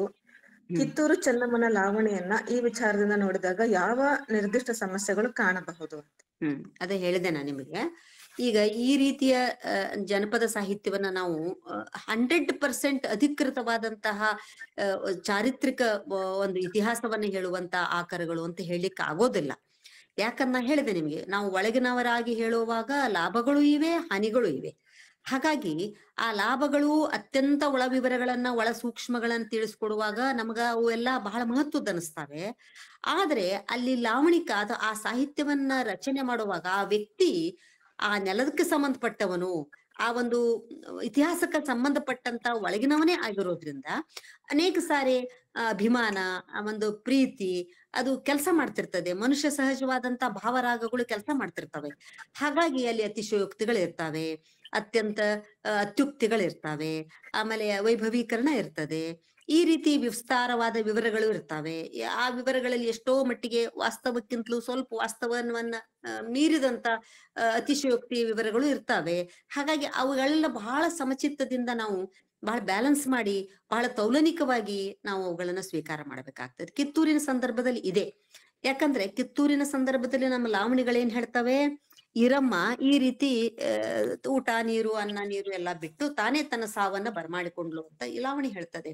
ಆದ್ರೆ ಇತಿಹಾಸಕಾರರು ಬೇರೆ ಬೇರೆ ಆಕಾರಗಳಿಂದ ಅವಳಿಗೆ ವಿಷಪ್ರಾಶನ ಆಯ್ತು ಅಂತ ಕೆಲವರು ಹೇಳ್ತಾರೆ. ಇಲ್ಲ, ವಿಷವನ್ನ ಸ್ವತಃ ಸ್ವ ಇಚ್ಛೆಯಿಂದ ಆಕೆ ತೆಗೆದುಕೊಂಡು ಸತ್ಲು ಅಂತ ಹೇಳ್ತವೆ. ಆಮೇಲೆ ನಮ್ಮ ಲಾವಣಿಗಳು ಕಿತ್ತೂರು ಚೆನ್ನಮ್ಮನ ಸಾವಿನ ಬಗ್ಗೆ ಏನ್ ಹೇಳ್ತವೆ, ಅವಳು ಬಂದಿಯಾಗಿದ್ದಾಗ ಅಲ್ಲೇ ಲಿಂಗ ಧ್ಯಾನ ಮಾಡ್ತಾ ಲಿಂಗದೊಳಗ ಆಕೆ ಲೀನ ಆದ್ಲು ಅಂತ ಕೆಲವರು ಹೇಳ್ತಾರೆ. ಆದ್ರೆ ಇತಿಹಾಸಕಾರರು ಇದಕ್ಕೆ ಭಿನ್ನವಾಗಿ ಅನೇಕ ರೀತಿಯ ಬೇರೆ ಬೇರೆಯವರು ಹೇಳುವಂತ ಬೇರೆ ಬೇರೆ ಹೇಳಿಕೆಗಳಿವೆ. ಅವಳು ಮಲಪಹಾರಿ ನದಿಯಲ್ಲಿ ಮುಳುಗಿ ಸತ್ಲು ಅಂತ ಕೆಲವರು ಹೇಳುವಂತಹದ್ದು. ಈ ರೀತಿಯ ಸಾವಿನ ಬಗ್ಗೆನೂ ಕೂಡ ಭಿನ್ನ ಭಿನ್ನ ಅಪಸ್ವರಗಳಿವೆ. ಈ ದತ್ತಕ ಸಂದರ್ಭದಲ್ಲೂ ಕೂಡ ಕೆಲವು ಒಳಗುದಿಗಳು ಇದ್ವು. ಕಿತ್ತೂರು ಚೆನ್ನಮ್ಮನಿಗೆ ಅದು ದತ್ತಕ ಸಮ್ಮತಿ ಇರ್ಲಿಲ್ಲ. ಅವಳೇ ಥ್ಯಾಕ್ರೆಗೆ ಈ ಮಾಹಿತಿಯನ್ನ ಕೊಟ್ಟು ಕಳಿಸಿದ್ಲು. ಅಂದ್ರೆ ಈ ರೀತಿಯ ಅಸಿಂಧುವಾದಂತ ಒಂದು ದತ್ತಕವನ್ನ ಈಗ ವೀರಮ್ಮ, ಅಂದ್ರೆ ಈ ಶಿವಲಿಂಗ ರುದ್ರ ಸರ್ಜನ್ ಹೆಂಡತಿ ವೀರಮ್ಮ ಕೆಲವು ಕಾರ್ಬಾರಿಗಳ ಜೊತೆಗೆ ಕೂಡ್ಕೊಂಡು ತಾನೇ ಸ್ವತಂತ್ರ ನಿರ್ಣಯ ಮಾಡಿ ಆ ಒಬ್ಬ ವ್ಯಕ್ತಿಯನ್ನ, ಮಾಸ್ತಮರಡಿಯ ಹುಡುಗನನ್ನ ದತ್ತಕ್ ತಗೊಂಡ್ಲು ಅಂತ ತಿಳ್ಕೊಂಡು ಸ್ವತಃ ಚೆನ್ನಮ್ಮನೇ ದೂರು ಕೊಟ್ಟಿದ್ಲು ಠಾಕ್ರೆಗೆ ಅಂತ ಈ ರೀತಿ ವಿವರಗಳು ಸಿಗ್ತವೆ ನಮಗೆ. ಆದ್ರೆ ಲಾವಣಿಗಳು ಹೀಗೆ ಹೇಳೋದಿಲ್ಲ. ಅಂದ್ರೆ ಈ ರೀತಿ ಭಿನ್ನ ಭಿನ್ನವಾದಂತಹ ಸಮಸ್ಯೆಗಳು ಇರೋದ್ರಿಂದ ನಾವು ಬಹಳ ವಸ್ತುನಿಷ್ಠವಾಗಿ ಅವುಗಳನ್ನ ಆಕಾರಗಳನ್ನ ಗಮನಿಸಬೇಕಾಗ್ತದೆ. ತೌಲನಿಕವಾಗಿಯೂ ಗಮನಿಸ್ಬೇಕು. ಬೇರೆ ಬೇರೆ ಮೂಲಗಳಿಂದ ತೌಲನಿಕವಾಗಿ ಗಮನಿಸಿ ಈ ಲಾವಣಿಗಳು ಅಥವಾ ಒಟ್ಟ ಜನಪದ ಸಾಹಿತ್ಯದ ಒಂದು ಅಧಿಕೃತತೆಯನ್ನ ನಾವು ಸ್ವೀಕರಿಸಬೇಕಾಗ್ತದೆ ಅಂತ. ಮ್ಯಾಮ್, ಇನ್ನೊಂದು ಪ್ರಶ್ನೆ ಇದೆ. ರಾಥೋಡ್ ಅನ್ನೋರು ಕೇಳಿದ್ದಾರೆ, ಹೆಬ್ಬಳ್ಳಿ ಬಸವ ಎಂಬುದು ಲಾವಣಿಕಾರನ ಹೆಸರು ಅಥವಾ ಆ ಭಾಗದ ಇಷ್ಟ ದೈವದ ಹೆಸರು ಎಂಬುದು ಗೊಂದಲ. ಯಾಕಂದ್ರೆ ಲಾವಣಿಗಳಿಗೆ ಲಾವಣಿಕಾರರ ಹೆಸರು ಇರುವುದಿಲ್ಲ ಎಂದು ಕೇಳಿದ್ದೇನೆ ಅಂತ ಅವರು. ಇಲ್ಲ, ಅನೇಕ ಲಾವಣಿಗಳಲ್ಲಿ, ಅನೇಕ ಸಣ್ಣಾಟಗಳಲ್ಲಿ ಯಾರು ನಾವು ಬರ್ದಿವಿ ಅಂತ ಅನ್ನೋದು, ಯಾವ ಊರಿನವರು ಅನ್ನೋದು, ಇಂಥ ಮಾಹಿತಿಗಳು ಅನೇಕ ಸಣ್ಣಾಟಗಳಲ್ಲಿ ನಾನು ನೋಡಿದ್ದೆ. ನಾನೇ ಎಡಿಟ್ ಮಾಡಿದೆ 2 ಸಣ್ಣಾಟಗಳಲ್ಲಿ. ಕೊನೆಗೆ ಸಣ್ಣಾಟವನ್ನ ಬರೆದವರು, ಆ ಊರು, ಅದೆಲ್ಲವನ್ನು ಆತ ಮಾಹಿತಿಗಳನ್ನ ಕೊಡ್ತಾರೆ. ಹಾಗೆ ಕೊಡಬಾರದು ಅಂತ ಏನಿಲ್ಲ. ಸ್ವಲ್ಪ ಸುಶಿಕ್ಷಿತರಾದವರು, ಸ್ವಲ್ಪ ವಿದ್ಯಾವಂತರು ಅಥವಾ ಸ್ವಲ್ಪ ಜಾಸ್ತಿ ಅವರಿಗೆ ಲೋಕಜ್ಞಾನ ಇದ್ದಂತ ವ್ಯಕ್ತಿಗಳಾಗಿದ್ರೆ ತಮ್ಮ ಹೆಸರುಗಳನ್ನ ಹೇಳ್ಕೊಳ್ಳೋದ್ರಲ್ಲಿ ಅದೇನು ದೊಡ್ಡ ಇದು ಏನಲ್ಲ. ಈಗ ನೋಡ್ರಿ, ನಾ ಹೇಳಿದೆ ನಿಮಗೆ, ಇದು ಹಲಗಲಿ ಬೇಡರ ಒಂದು ಲಾವಣಿಯನ್ನ ಬರೆದವನು ಕುರ್ತುಕೋಟಿ ಕಲ್ಮೇಶನ ದಯದಿಂದ ನಾನು ಬರದೆ ಅಂತ ಹೇಳಿದ್ದಾನೆ. ಹಲಗಲಿ ಬೇಡರದ ಲಾವಣಿ ಇದೆಯಲ್ಲ, ಅದನ್ನ ಅಲ್ಲಿ ಕುರ್ತುಕೋಟಿಯವನು ನಾನು, ಆ ಕಲ್ಮೇಶ ಇಷ್ಟ ದೈವ, ಕುರ್ತುಕೋಟಿಯ ಕಲ್ಮೇಶನ ದಯದಿಂದ ನಾನು ಲಾವಣಿ ಬರದೆ ಅಂತ ಹೇಳ್ತಾನೆ ಹೊರತು ತನ್ನ ಹೆಸರು ಹೇಳ್ಕೊಂಡಿಲ್ಲ. ಆದ್ರೆ ಇಲ್ಲಿ ಹೆಬ್ಬಳ್ಳಿ, ಇದನ್ನ ನಿಮ್ಗ ಅದನ್ನ ಓದಿ ಹೇಳ್ತೇನೆ ನಿಮಗ. ಇದರ ಕಿತ್ತೂರ ಸೊಸಿ ಚೆನ್ನಮ್ಮನ ಸೊಸಿಯ ಲಾವಣಿಯೊಳಗ ಕೊನೆಯದಾಗಿ ಅವ್ರು ಏನ್ ಹೇಳ್ತಾನೆ ಅಂತ ಹೇಳಿದ್ರೆ, ಹೇಳ್ತಾನೆ ನೋಡ್ರಿ. ಸುಂದರ ಹೆಬ್ಬಳ್ಳಿಯ ಬಸವ ಕಂಡಷ್ಟು ಕವಿಯು ಹೊಂದಿಸಿ ಮಾಡಿದ ವಿಸ್ತಾರ. ನನಗ್ ಒಂದ್ಸಾರಿ ಏನ್ ಅನಿಸ್ತು ಅಂದ್ರೆ, ನಾನು ಕೂಡ ರಾಠೋಡ್ ಅವ್ರ ಹಾಗೇನೆ ಸಂಶಯ ಪಟ್ಟುಕೊಂಡಿದ್ದೇನೆ. ಯಾಕಂದ್ರೆ ನನಗನಿಸ್ತು, ಸುಂದರ ಹೆಬ್ಬಳ್ಳಿ ಬಸವ ಕಂಡಷ್ಟು ಕವಿಯು ಹೊಂದಿಸಿ ಮಾಡಿದ ವಿಸ್ತಾರ ಅಂತ ಮಾಡ್ಕೊಂಡ್ರೆ, ಅಲ್ಲಿ ಕಟ್ ಮಾಡಿದ್ಬಿಟ್ರೆ, ಇವ ಕಂಡವನು ಅಂದ್ರೆ ಇವ ವಕ್ತೃ, ಕವಿ ಯಾವನೋ ಬೇರೆಯವನಿದ್ದಾನೆ, ಅದನ್ನ ಕಾವ್ಯವನ್ನಾಗಿಸ್ತವನು, ಲಾವಣಿಯನ್ನಾಗಿಸ್ತವನು ಇನ್ನೊಬ್ಬನ ಯಾರೋ ಇದ್ದಾರೆ. ಆದ್ರೆ ವಕ್ತೃ ಸ್ವತಃ ಅದನ್ನ ಪ್ರತ್ಯಕ್ಷದರ್ಶಿಯಾಗಿ ಕಂಡವನು ಈ ಒಂದು ಹೆಬ್ಬಳ್ಳಿಯ ಬಸವ ಇರಬಹುದೇನೋ, ಈ ರೀತಿಯ ಸಂಶಯ ನನಗೂ ಕೂಡ ಬಂತು. ಆದ್ರೆ ಬಹಳ ಜನ ಇತಿಹಾಸಕಾರರ ಅಧ್ಯಯನಗಳನ್ನ ನಾನು ನೋಡಿದಾಗ ಅವ್ರೆಲ್ಲರೂ ಹೇಳಿದ್ದೇನಂತ ಹೇಳಿದ್ರೆ, ಇದನ್ನ ಲಾವಣಿಕಾರ ಹೆಬ್ಬಳ್ಳಿಯ ಬಸವ, ಮಾಗುಂಡಿ ಬಸವ, ಹೆಬ್ಬಳ್ಳಿ ಬಸವ ಅಂತ ಎರಡು ಹೆಸರುಗಳು ಮತ್ತೆ ಮತ್ತೆ ಕಿತ್ತೂರಿಗೆ ಸಂಬಂಧಪಟ್ಟಾಗೆ ಬರ್ತಾವೆ. ಹಾಗಾಗಿ ಮಲ್ಲಸರ್ಜ ಕಾವ್ಯವನ್ನ ಬರೆದಾಗಲೂ ಕೂಡ ಅಲ್ಲಿ ಕೊನೆಗೆ ಹೆಸರು ಬರ್ತದೆ, ಮಾಗುಂಡಿ ಬಸವ ಅಂತ. ಆ ದೃಷ್ಟಿಯಿಂದ ಈ ಸದ್ಯದ ನಮಗೆ ಆಕರಗಳು ಸಿಕ್ಕಷ್ಟು ಲಭ್ಯ ಆದಷ್ಟು ಇವತ್ತಿನ ಮಾಹಿತಿ ಪ್ರಕಾರ, ಇವತ್ತಿನ ನಮ್ಮ ತಿಳುವಳಿಕೆ ಪ್ರಕಾರ ಇವರು ಲಾವಣಿಕಾರರು ಅಂತ ನಾವು ಅಂದುಕೊಂಡಿದ್ದೇವೆ. ಏನು ಹೊಸದಾದಂತ ಆಕಾರಗಳು ಸಿಕ್ಕು, ಏನಾದ್ರೂ ಹೊಸದು ಪೂರಕ ಮಾಹಿತಿಗಳು ಸಿಕ್ಕಾಗ ಆವಾಗ ಈ ಹೆಬ್ಬಳ್ಳಿಯ ಈ ಬಸವ, ಹೆಬ್ಬಳ್ಳಿ ಬಸವ ಅಂತ ಅನ್ನೋದು ಹೆಸರು. ಯಾಕಂದ್ರೆ ಈ ಕಿತ್ತೂರಿನ ಭಾಗದೊಳಗ ಅಂಥ ಪರಿ ಏನು ಈ ರೀತಿಯ ದೇವತೆಗಳು ಅಥವಾ ಕುಲ ದೇವತೆಗಳು, ಈ ರೀತಿ ಊರ್ ದೇವತೆಗಳು ಅಂತ ಯಾರು ಇದ್ದದ್ದು ಬಗ್ಗೆ ರಾಠೋಡವ್ರಿಗೆ ಗೊತ್ತಿರಬಹುದೇನೋ. ಆದ್ರೆ ನನಗ ಇವರು ಲಾವಣಿಕಾರರು ಇರ್ಬೋದು ಅಂತ ಈ ಸದ್ಯದ ಮಟ್ಟಿಗೆ ನನ್ನ ತಿಳುವಳಿಕೆ ಇದೆ. ನೋಡೋಣ, ಹಾಗೇನಾದ್ರೂ ಹೊಸದೇನಾದ್ರೂ ತಿಳಿದು ಬಂದ್ರೆ ತಿದ್ಕೊಳ್ಳೋಣ ಅಂತ. ಮ್ಯಾಮ್, ಈ ಲಾವಣಿಯಲ್ಲಿ ಬರುವ ಛಂದಸ್ಸು ಎಂತಹದ್ದು ಅಂತ ಕೇಳಿದ್ದಾರೆ. ಲಾವಣಿ ನೋಡ್ರಿ, ಯೂಶುವಲಿ ಸಂಸ್ಕೃತದ ಚೌಪದನಗಳಿರ್ತಾವಲ್ಲ, ಆ ಚೌಪದನಗಳಿಗೆ ಹೋಲಿಕೆ ಆಗುವಂತಹ ರೀತಿಯ ಒಂದು ಅಲ್ಲಲ್ಲಿ ಮಟ್ಟಗಳು ಬರುತ್ತೆ. ಆದ್ರೆ ಕಂದ ಪದ್ಯಗಳಲ್ಲಿನೇ ಹೆಚ್ಚು ಈ ಲಾವಣಿಗಳನ್ನ ಕಟ್ಟುವಂತಹ ಒಂದು ಪದ್ಧತಿ ನಮ್ಮಲ್ಲಿ ಇದೆ. ಆದ್ರೆ ಇಲ್ಲಿ ಏನು ಈ ಲಾವಣಿಗಳನ್ನ, ಈ ಕಿತ್ತೂರು ಚೆನ್ನಮ್ಮನ ಸೊಸಿಯ ಲಾವಣಿ, ಇವೆಲ್ಲ ಲಾವಣಿಗಳನ್ನ ನೋಡಿದ್ರೆ ಇಲ್ಲಿ ಏನಾಗಿದೆ ಅಂತ ಹೇಳಿದ್ರೆ, ಒಂದೊಂದು ನುಡಿಗಟ್ಟುಗಳನ್ನ ಮಾಡ್ಯಾರ, ಒಂದೊಂದು ನುಡಿ ಅಂತ ಮಾಡಿಬಿಟ್ಟು ಆ ನುಡಿಯಲ್ಲಿ ಸುಮಾರು 16-18 ಸಾಲುಗಳಿವೆ ಇಲ್ಲಿ. ಇದು ಆದ್ರೆ ಅಂತ್ಯಪ್ರಾಸ ಎಲ್ಲೆಲ್ಲೋ ಅಂತ್ಯಪ್ರಾಸಗಳನ್ನ, ಅನುಪ್ರಾಸದ ಒಂದು ನಿಯಮ ಬದ್ಧವಾಗಿ ಎಲ್ಲೂ ಉಳಿಯಿಲ್ಲ. ಆದ್ರೆ ಅಲ್ಲಲ್ಲಿ ಅಂತ್ಯಪ್ರಾಸಗಳನ್ನ ಪಾಲಿಸಿದ್ದನ್ನ ನಾವು ನೋಡ್ತೇವೆ. ಇದು ಸಂಸ್ಕೃತದಲ್ಲಿ ಆರ್ಯ, ಗೀತಿಕಾ ಮತ್ತು ಚೌಪದನ ಅನ್ನುವಂತ ಛಂದಸ್ಸುಗಳಿವೆ. ಗೀತಿಕಾ ಅಂತ ಅನ್ನುವಂತ ಛಂದಸ್ಸಿದೆ. ಈ ರೀತಿ 15-16 ಸಾಲಿನ ಒಂದು ನುಡಿಗಟ್ಟುಗಳನ್ನ ಮಾಡೋದು ಅಂತಹದ್ದು. ಅಂತ ಒಂದು ಛಂದಸ್ಸಿಗೆ ಇದು ಹೋಲಿಕೆ ಆಗಬಹುದೇನೋ ಅನ್ನೋದನ್ನ ನಾವು, ಯಾಕಂದ್ರೆ ಇದು ಒಂಥರ ಕಥನ ಕವನದ ಮಾದರಿಗಳಲ್ಲಿ ಇದನ್ನ ನಾವು ಓದ್ತಾ ಹೋಗ್ಬೋದು. ಆದ್ರಿಂದ ಈಗ ಸ್ಪೆಸಿಫಿಕ್ ಆಗಿ ಮೊದಲು ಕಂದ ಪದ್ಯಗಳಲ್ಲಿ ಬರೆದದ್ದನ್ನು ನೋಡ್ತೀವಿ, ಚೌಪದನದ ಮಾದರಿಯ ಲಾವಣಿಗಳನ್ನು ನೋಡ್ತೀವಿ. ಇಲ್ಲಿ ಮಾತ್ರ ಸ್ಪೆಸಿಫಿಕ್ ಆಗಿ ಕಥನ ಕವನದ ರೀತಿಯಲ್ಲಿ ಈಗ ಲಾವಣಿ, ಈ ಕಿತ್ತೂರು ಚೆನ್ನಮ್ಮನ ಲಾವಣಿ ಸಾಗಿದ್ದನ್ನು ನೋಡ್ತೀವಿ. ಒಂಥರ ಗೀತಿಕಾ ಆ ರೀತಿ ಸಂಸ್ಕೃತದ ಒಂದು ಛಂದಸ್ಸಿನ ಒಂದು ಛಾಯೆಯನ್ನ ನಾವಿಲ್ಲಿ ಹುಡುಕ್ಬಹುದೇನೋ ಅನ್ನೋದನ್ನ ಸ್ವತಃ ಫ್ಲೀಟ್ರು ಕೂಡ ಹೇಳಿದ್ದಾರೆ ಈ ಮಾತನ್ನ. ಇದಕ್ಕೆ ನಿರ್ದಿಷ್ಟವಾದಂತಹ ಒಂದು ಲಯ ಅಂತಿರೋದಿಲ್ಲ. ಹಾಡುವಾಗ ಲಾವಣಿಕಾರರು ಅದನ್ನ ಹಿಗ್ಗಿಸಿ, ಕುಗ್ಗಿಸಿ, ಎಳೆದು, ಮೊಟಕುಗೊಳಿಸಿ ತಮ್ಮ ಇದರ ಪ್ರಕಾರ, ಗತ್ತಿನ ಪ್ರಕಾರ ಅವರು ಹಾಡ್ತಾರೆ ಅನ್ನೋದನ್ನ ಹೇಳ್ತಾರೆ.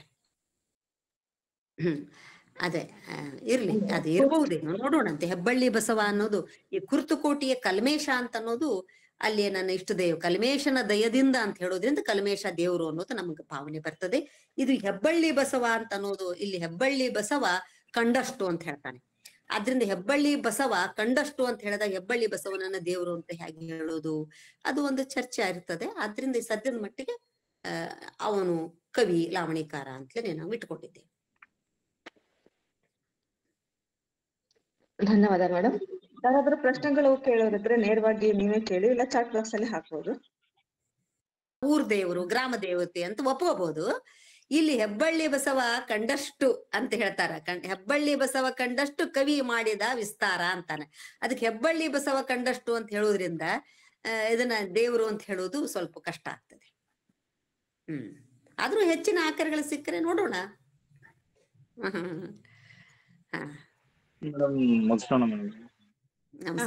ಕಿತ್ತೂರು ಚೆನ್ನಮ್ಮ ಸಂಸ್ಥಾನದ ಬಗ್ಗೆ ಲಾವಣಿಯಲ್ಲಿರ್ತಕ್ಕಂತಹ ವಿಷಯವನ್ನ ನಮ್ಮೊಟ್ಟಿಗೆ ಹಂಚಿಕೊಂಡಿರ್ತಂತಹ ಡಾಕ್ಟರ್ ಶಾಂತಾ ಇಂದ್ರಾಪುರಿ ಅವರಿಗೆ ಭಂಡಾರ ಪ್ರಕಾಶನ ಮಸ್ಕಿ ಇವರ ವತಿಯಿಂದ ಹೃದಯಪೂರ್ವಕವಾದ ಧನ್ಯವಾದಗಳು. ಹಾಗೇನೆ ಈ ಕಾರ್ಯಕ್ರಮದ ಸಂಚಾಲಕರಿಗೆ, ಸಂಯೋಜಕರಿಗೂ ಹಾಗೂ ಸಹ ಸಂಯೋಜಕರಿಗೂ ಕೂಡ ಧನ್ಯವಾದಗಳು. ಹಲೋ ಮೇಡಮ್, ಸಾರಿ, ಜಾನ್ ಪ್ಲೀಟ್ ಅವರು ಎಷ್ಟು ಲಾವಣಿ ಅಂದ್ರೆ ಜಾನಪದ ಗೀತೆಗಳನ್ನ ಸಂಗ್ರಹ ಮಾಡಿದ್ರು ಅನ್ನುವಂಥದ್ದು? ಈಗ ಹೇಳಿದೆ ನನ್ ಮಗ, ಅವರು ಪ್ರಕಟ ಮಾಡಿದ್ದು ಇಂಡಿಯನ್ ಆಂಟಿಕ್ವರಿ ಪತ್ರಿಕೆಯಲ್ಲಿ ಪ್ರಕಟ ಮಾಡಿದ್ದು 5 ಲಾವಣಿಗಳನ್ನ, 5 ಐತಿಹಾಸಿಕ ಲಾವಣಿಗಳನ್ನ ಪ್ರಕಟ. ಯಾಕಂದ್ರೆ ಅವ್ರ ಮನಸ್ಸಿಗೆ ತೃಪ್ತಿ ಅನಿಸಿ, ಅದು ಅಧಿಕೃತ ಅನಿಸಿ, ಆ ನೆಲದ ಕಥನ ಹೌದು ಅಂತ ಅನಿಸಿದಾಗ ಮಾತ್ರ ಅವ್ರು ಬಹಳ ದೊಡ್ಡ ವಿದ್ವಾಂಸರಾಗಿದ್ರು ಫ್ಲೀಟ್ರು. ಅಷ್ಟೆಲ್ಲಾ ಪರಿವೀಕ್ಷಣೆ ಮಾಡಿ ಅವ್ರಿಗೆ ಮನಸ್ಸಿಗೆ ಖಚಿತ ಅನಿಸಿದಾಗ ಮಾಡಿದಂತ 5 ಲಾವಣಿಗಳು ಪ್ರಕಟ ಮಾಡಿದ್ರು ಅವ್ರು. ಯಾಕಂದ್ರೆ ವಸ್ತು ಸ್ಥಿತಿಗೆ ವಿರುದ್ಧವಾಗಿಲ್ಲ, ವಸ್ತು ಸ್ಥಿತಿಗೆ ಅವು ನಿಷ್ಠವಾಗಿವೆ ಅನ್ನುವಂತ ಒಂದು ಖಚಿತತೆ ಇದ್ರೆ ಮಾತ್ರ ಅವರು ಅದನ್ನ ಪ್ರಕಟ ಮಾಡಿದ್ರು. ಅದು ಬ್ರಿಟಿಷರ ವಿರೋಧಿಯಾದಂತ ಲಾವಣಿಗಳಾಗಿರ್ಲಿ ಅಥವಾ ಪರವಾದಂತಹದ್ದಿರ್ಲಿ, ಅವ್ರು ಮಾಡಿದ್ದು ಈ 5 ಲಾವಣಿ. ಆದ್ರೆ ಅವರು 20ಕ್ಕೂ ಹೆಚ್ಚು ಲಾವಣಿಗಳನ್ನ ಸಂಗ್ರಹ ಮಾಡಿದ ಹಸ್ತಪ್ರತಿಗಳನ್ನ ಕ್ಯಾತನಹಳ್ಳಿ ರಾಮಣ್ಣನವರು ಸಂಗ್ರಹ ಮಾಡಿ ಆಮೇಲೆ ಮತ್ತೆ ಅದನ್ನ ಪರಿಷ್ಕೃತ ರೂಪದಲ್ಲಿ ಪ್ರಕಟ ಮಾಡ್ಯಾರ ಅದನ್ನ. ಇದು ನೋಡಿ ಪುಸ್ತಕ, ಕ್ಯಾತನಹಳ್ಳಿ ರಾಮಣ್ಣನವರದು. ಇದು ಫ್ಲೀಟರ್ ಎಲ್ಲಾ ಸಮಗ್ರ ಅವರ ಸಾಹಿತ್ಯವನ್ನ, ಅವರ ಹಸ್ತಪ್ರತಿಯ ಲಂಡನ್ ಮ್ಯೂಸಿಯಂ ನಲ್ಲಿದ್ದಂತ ಫ್ಲೀಟರ್ ಹಸ್ತಪ್ರತಿಯಲ್ಲಿದ್ದಂತ ಸಾಹಿತ್ಯವನ್ನೇ ತಂದು ಈ ಪುಸ್ತಕವನ್ನು ಅವ್ರು ಮತ್ತೆ ಪ್ರಿಂಟ್ ಮಾಡಿ ನಮಗ್ ಕೊಟ್ಟಿದ್ದಾರೆ. ಹೀಗಾಗಿ ಅವ್ರು 20ಕ್ಕಿಂತ ಹೆಚ್ಚು ಲಾವಣಿಗಳನ್ನ ಸಂಗ್ರಹ ಮಾಡಿದ್ದಾರೆ. ಆದ್ರೆ ಅವು ಅಷ್ಟೊಂದು ಮಹತ್ವದ ಲಾವಣಿಗಳಿಲ್ಲ. ಕೆಲವು ಪಾಠಾಂತರಗಳಿವೆ, ಕೆಲವು ಅಪೂರ್ಣ ಇವೆ, ಕೆಲವು ಅತ್ಯಂತ ಚಿಕ್ಕದಾದಂಥವು ಇವೆ. ನಾನೆಲ್ಲವನ್ನ ಗಮನಿಸಿದ್ದೇನೆ. ಆದ್ರ ಅಂಥ ಮಹತ್ವದ ಚಾರಿತ್ರಿಕ ಮಾಹಿತಿಗಳನ್ನ ಉಳ್ಳಂತ ಲಾವಣಿಗಳು ಅವು ಯಾವುವು ಅಷ್ಟೇನು ಮಹತ್ವದ ಇಲ್ಲ. ಹೀಗಾಗಿ ಅವ್ರ ಹಸ್ತಪ್ರತಿಯಲ್ಲಿ ಉಳಿಸಿಬಿಟ್ಟಿದ್ರು, ಅವನ್ನ ಪ್ರಕಟ ಮಾಡಿದ್ದಿಲ್ಲ. ಅವನ್ನೆಲ್ಲ ಮ್ಯೂಸಿಯಂ ಕೊಟ್ಟಿದ್ರು. ಮುಂದೆ ಇವರು ಒಮ್ಮೆ ಸಿಗ್ಲಿ ಒಂದ್ ಕಡೆ ಫ್ಲೀಟರ್ ಕೆಲಸ ಅಂತ ಹೇಳಿ ಅವನ್ನೆಲ್ಲ ಹಾಕಿದ್ರು, ಸಂಗ್ರಹ ಮಾಡಿ ಕೊಟ್ಟಾರ ನಮಗ. ನೀವು ನೋಡ್ಬೋದು ಕ್ಯಾತನಹಳ್ಳಿ ರಾಮಣ್ಣನವರ ಆ ಪುಸ್ತಕವನ್ನ ನೋಡ್ರಿ.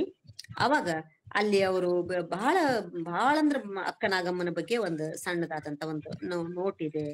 ಆಮೇಲೆ ಬೇರೆ ಬೇರೆ ಜೋಗಳ ಪದಗಳಿವೆ. ಆಮೇಲೆ ನರಗುಂದ ವೆಂಕಟೇಶನ ದುಂದುಮಿ ಪದ ಇದೆ. ಆಮೇಲೆ ಕುಂಪಣಿ ಸರ್ಕಾರದ ದಂಡಕ ಅಂತ ಒಂದಿದೆ.